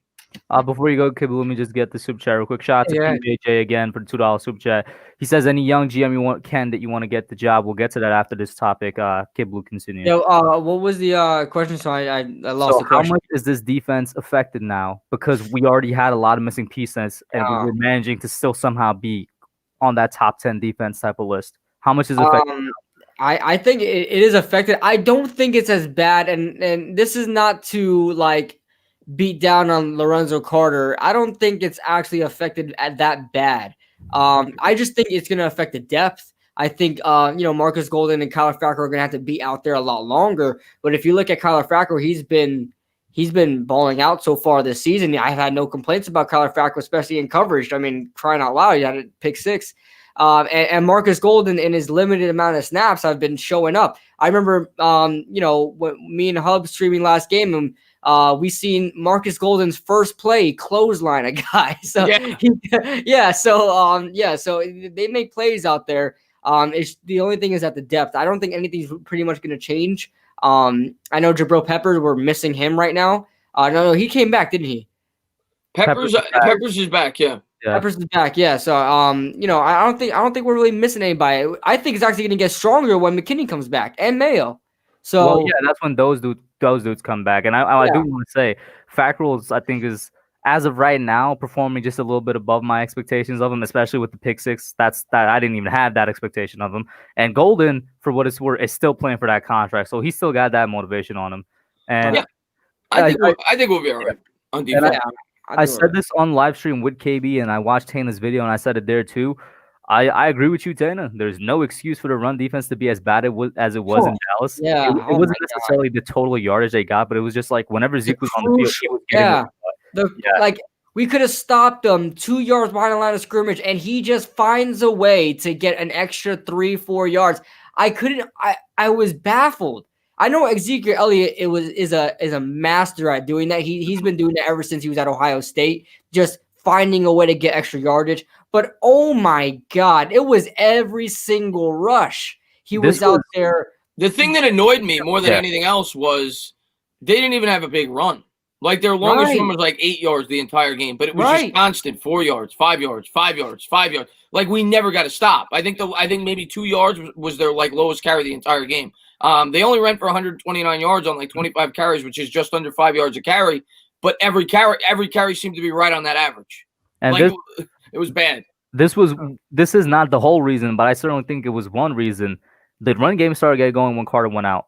Lorenzo Carter has not, even though he's drafted to be a pass rusher, hasn't been the best pass rusher, obviously, in his career. The one thing he's been very, very consistent in, to the point where the Giants have actually put him in at defensive tackle, believe it or not. But on the one time I got to look at some Lorenzo Carter film, this was from his first 2 years, they actually had this man playing defensive tackle on a couple snaps, is because he's really good in run defense. And Marcus Golden is not. Exactly. And when he went out, the Cowboys run game started going in. You know what I'm saying? So it's not the only reason, but it's definitely a big reason. And it's another reason why I think the defense can take a step back. Carter is really, really good in run defense. He's probably, he is better than he has at pass rush. They might take a step back. They're not taking a step back this week because Washington sucks. Mm-hmm. Oh, yeah. I think the only problem we have is either is Terry McLaurin healthy? Yeah, but Bradbury could lock him down. Yeah, and then the only guy we have to worry about after that on offense is Antonio Gibson, and I don't think even he's going to do too much. But he's been, as far as fantasy wise, he's been getting a lot of production. So yeah. No, he's a solid running back, but I mean, to me, and Washington has a bad offensive line. We should beat them. I'm sorry, we should beat. I'm actually projecting us to get our first one against Washington. I don't see us losing to them. I can't. Yeah, I can't see us losing to Washington. I think, first of all, I think the most consistent amount of points they've been scoring is like around 17 points, and they're not going to score too much against us. Our defense is top 5 this year, and I don't see Alex Smith going on in his first start, since his injury, going out and beating the Giants. Can't see it. And he didn't look good. He looked horrible last year. Right, he was terrible. He shouldn't be playing this year. I don't even think they scored after he came in. Did they? Did he? It's a feel-good story, but this man should not be playing right now. They should have let him. I'm scared we break his leg. I'm not gonna lie. I watched the documentary. It looked like a shark chewed off his leg. Even after it was healed, it still looks like a monstrosity. It doesn't look like a normal leg. I'll tell you that much. So I don't even know what he's doing on the field, but I pray that we don't break his leg, dude. I don't want to see another one. I don't want to see another one. We broke Dak Prescott's leg. I can't. Okay. They're saying in the chat Kyle Allen's starting. Either way, I'm not too concerned about Kyle Allen. Kyle Allen is starting again, but they benched him for Alex. Oh no, but no, he got hurt. Allen got hurt. Kyle Allen got hurt. But I'm not too concerned with Kyle Allen. Kyle Allen's not good either. But, listen, I'm not going to take any game for granted. I mean, I look at Daniel Jones. Since he's been a Giant, we've won 3 games. So no game is a gimme. 2 of them a game against Washington, though. So hopefully he gets 3 against Washington. But no game's a gimme with this football team. We're not a good football team, but we're not as bad as the Jets. So you can hang your hat on that. We're not going to get the first pick. So, yeah, to the super chat, in my response, I don't really have any GM candidate. I haven't been thinking about it. And to be honest, I don't know the GM marketplace like that. I don't know about you guys. Well, a lot of people say Caserio with the Patriots. Yeah, that's the only name I'm coming up with right now. I know there's another guy. There's another guy that worked with Philly. I don't know if he's still with Philly, but I know I seen some kind of article on him about a young up and coming GM. But is it Ed Dodds? That's what Dodds is the guy from the Colts. Okay, yeah, I don't know. I can't remember. I seen some article where people were talking about the next GMs. But I mean, that being said, I don't know. And then everybody's thinking that Kevin Abrams or whatever his name is gonna be promoted to GM. So who knows?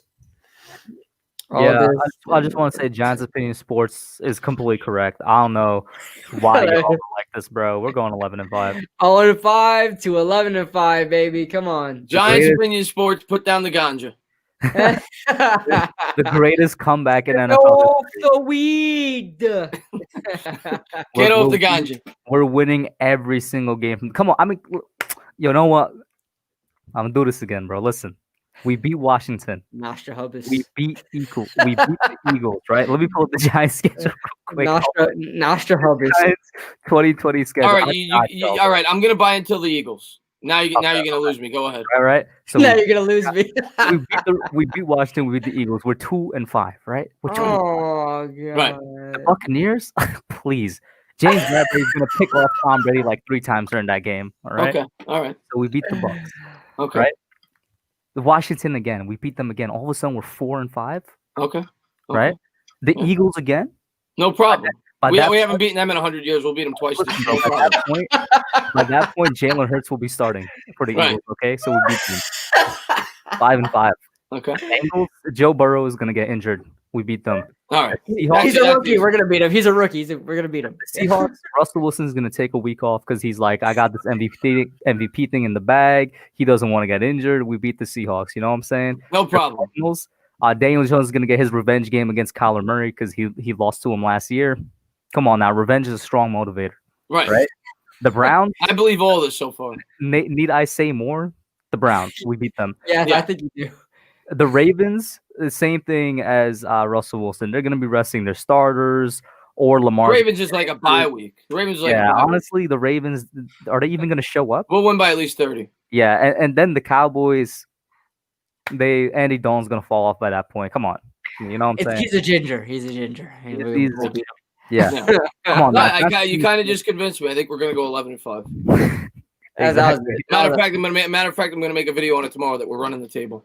We're running the table. Nostradamus. There you go. Remember in 2018 when I agree. She Got Sports says we're gonna do all of that without scoring a touchdown, just field goals. We're gonna. Graham Gano's been fantastic. He made four. Yeah, he had 20 fantasy points last week.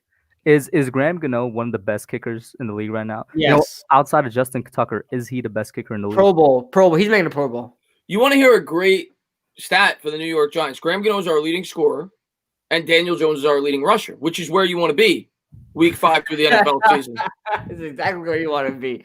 Well, where else would you want to be? Yeah. Come on. Yeah. Come on now. But Graham Gano though, every time this man kicks, it's straight down the middle. It's crazy. Yeah. Like It's so weird. He always had the kick power, even in his Carolina days. So that's not a surprise. His accuracy. We know that.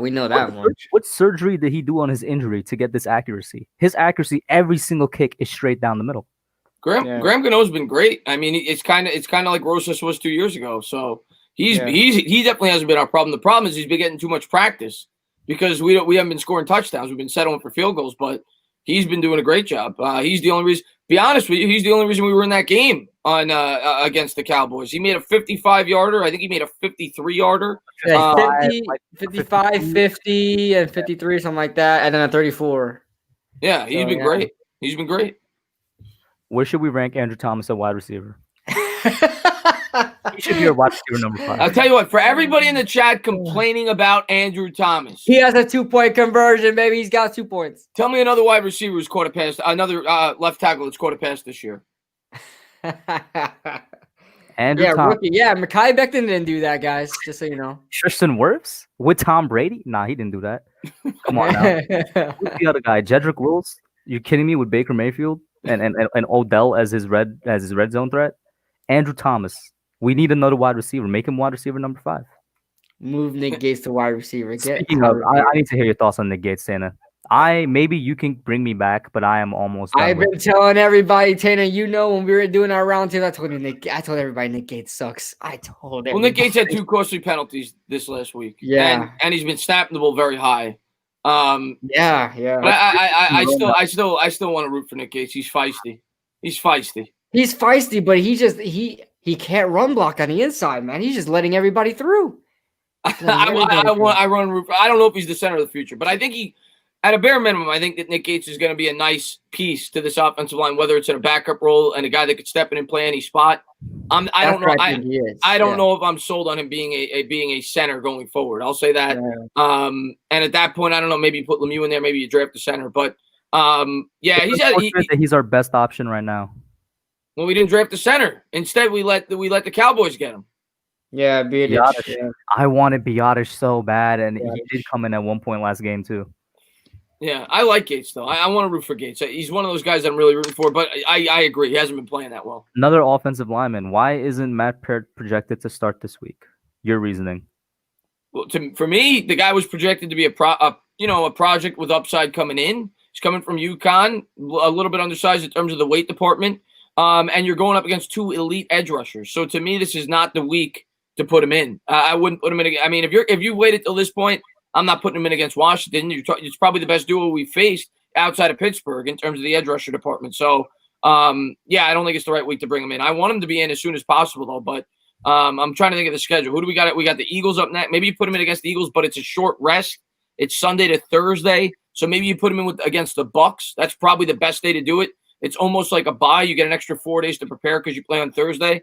So I think that's probably makes the most sense. Maybe put him in week 8 against the Bucs. Kidblue, before you go, I just want to say, you see what Tim just used logical reasoning.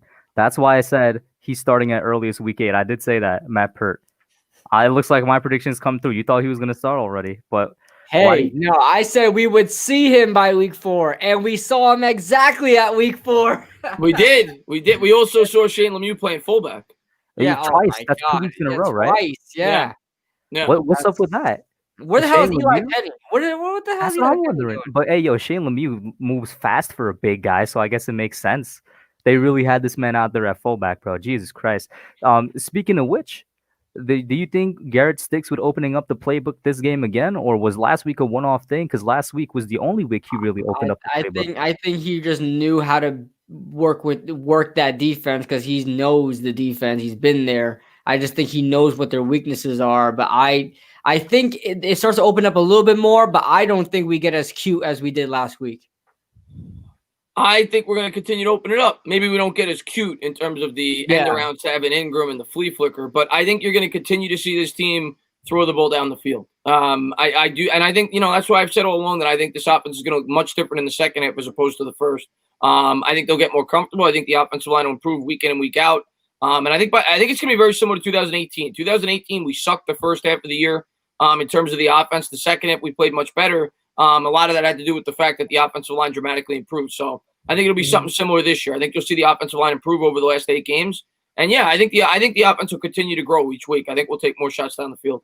I think not only the offensive line is going to improve just like 2018, but was it 2014 or 2015? I think we're going to have a similar season to that, where it's just we might start looking alive and just coming very alive after our bye week, which is very strategically placed. I think at week 9. It's either week 8 or week 9. I love when our bye week is right smack dab. Like smack dab in the middle. I think it's week 10. Maybe it's week. I think it's week 10. I think we play the Redskins week 9 or the Washington football team week 9. Let me pull it up. Right, so Bucks is week 8. Then when is our bye week? It's week 11. Buys the week 11. Oh yeah, man, that's late. Is it? Yeah, because we play the Eagles in Washington. 8, 9, 10, 11. No, week 11 we play the Bengals. We have a game week 11. So week 10 we have to buy them. Is that 14? Yeah, it is. It is week 10. Yeah, it's like 10. Okay. We have the bye week after the second game against the Eagles. Well, I know that we play the Bengals right after the bye. I know that we play the Bengals right after the bye. Yeah. So yeah, there you go. Actually, damn. But I still think that bye week is going to give us a lot of good things. I think honestly, I agree with you. The team's going to look a lot different, and that extra week of rest is going to do a lot for us in those last 5-6 games. Yeah, I mean, we're playing tough teams. Maybe we don't get a lot of wins there, but I think we're going to look like a much better team over the second half, and that's all I want. I mean, that's what I've thought about this whole year. Obviously, I want to win, so I shouldn't say that's all I want. I want to win. I'm a fan. I want to win every single Sunday. But, thinking broad picture and thinking logically, I just want this team to improve, week in and week out. I want them to get better as the season wears along, and I got to be a man of my word. Sometimes I get frustrated just like everybody else, especially after week 3. That was friggin' embarrassing. But I just want them to get better week in and week out, and I think we'll see that. I really do believe that. I think we'll be a much better team the last 4 games than we've been over the first 5 games. I think we're going to progressively get better as the season goes along. Mm-hmm. And I believe in Joe Judge. I think Joe Judge is a good head coach. So I'm all aboard the Joe Judge train. I agree with you as well. Judge. Any last thoughts, guys? I'm probably going to close it out right here. KB, you can go first. No, nothing. It was good talking with you guys as always, and it's awesome fighting off the haters with you guys. Okay, Dallas fan. Yeah, whatever. But it's always a pleasure, guys, and we had a good spot. Hopefully, we come back and we have these live shows. We have these discussions with a victory. Hopefully, we actually go out and beat Washington, and there's actually something to be happy about. Unless something terrible happens, I expect it to happen next week. But always something terrible always happens, with this team. I mean, come on now. So listen. Here's one thing I want. If we still lose the game, here's one thing I want to happen. How about Daniel Jones not have a turnover, so then I don't have to fend off the tank for Trevor people? Just one game without a turnover, Daniel. Just one, please, so I can have a break. Because I'm telling you, every time it happens, it floods my comments. Every time. Or Daniel capitalizes in the clutch. Yeah. Yes. Yeah. That's the thing. That's the thing that killed me. And I know it's not all. That's week 2, week 4, and week 5. He couldn't capitalize. Before we go, last week against Dallas, though, with just about 2 minutes to go on the clock, and I think 1 timeout. And Daniel Jones had an Eli moment to get down the field and channel vintage Eli and get down the field and score the game-winning touchdown. Didn't do it, and it broke my heart just because I wanted to go out there and start the video off with that. Just put a clip in there and say he's here, he arrived. But no, I just want Daniel Jones to help my argument a little bit. I'm trying to help you here, Daniel. I'm trying to help you here. I'm trying to fend off everybody. But yeah, I just want Daniel Jones to not have a turnover or have a game-winning drive. That's it. Anna? The same thing, man. That would be great. And you know, and I got to see consistency out of Jones. It can't just be 1 week. I got to see him. You know, I'm not saying a game-winning drive every week, but I got to see him start to get into a groove, start to play consistently well over the next hopefully 3 or 4 weeks, and maybe that starts to get him going. But yeah, man, it's been incredibly. It sucks, man, because like you said, being a YouTuber, you got to fend off the people that are very impatient, and I completely understand why they're very impatient. Overall, with the team, they have every right to be impatient. Okay, we've been horrible for 7 years, but with Daniel Jones specifically, I don't think it's right, or I don't think it's fair, at least, to come down as hard as some people are on him this short into his career with all the obstacles he's had to take. The New York Giants completely botched this whole situation with Daniel Jones. They completely botched it. They couldn't have handled this situation worse. Like one-on-one, bringing up a quarterback. Okay, make sure you got an offensive line in place. Okay, make sure that you don't change schemes year 1 to year 2. Okay, make sure that you at least get him a decent wide receiver by year 2. They did none of those things. So, I mean, what did you expect from the guy the first 3 or 4 weeks, especially in an offseason when you had no preseason games? You had to expect him to come out and struggle. Again, I didn't expect him to struggle this much. This is definitely worse than I thought. 2 touchdowns, and he hasn't thrown a touchdown since week 1. That's not good. And he's got to get a lot better over these next 11 games. But we have, in my opinion, you have to give him a fair opportunity. You can't say he's done. That's it. I'll take Lance. I'll take Fields. I'll take. That's it. He's done. If he looks like this throughout the course of the season, go ahead, have at it. Draft your quarterback. But let's give him a fair opportunity and let's see if he can improve over these last 11 games. I agree with both of y'all. To add on to that, I will say what I've been saying for the past couple of weeks. Maybe DJ's going through a sophomore slump, and if that's the case, in my opinion, it's completely fair for him to have a sophomore slump because you allow literally every other position to have it. So sometimes you do allow quarterbacks to have sophomore slumps too. We've seen quarterbacks that don't look that good in their second year and then make a comeback. Baker, the most recent one, they make a comeback in the third year. It's just that he's with the Giants, the media, the organization, everything. It just doesn't work out that way. And then also Ramiro brings up a good point. We probably need to let DJ have a little bit more freedom. This is something a lot of Giants YouTubers have said since last year. His game against the Bucs, it was all him freedom, manipulating the plays to what he wants it to be. I'm not saying give the dude complete freedom. He's not Aaron Rodgers or anything. He hasn't earned that. But maybe give him a little bit more to work with. Like, for example, week 4, Rams, we saw a bit more scrambling from him. We didn't really see that this time. We saw rollouts, but not really that much scrambling from DJ. Not sure why that was. Maybe that needs to be integrated back again as well. But as always, guys, it was great having you on another episode of the Young Guns podcast with Kidblue.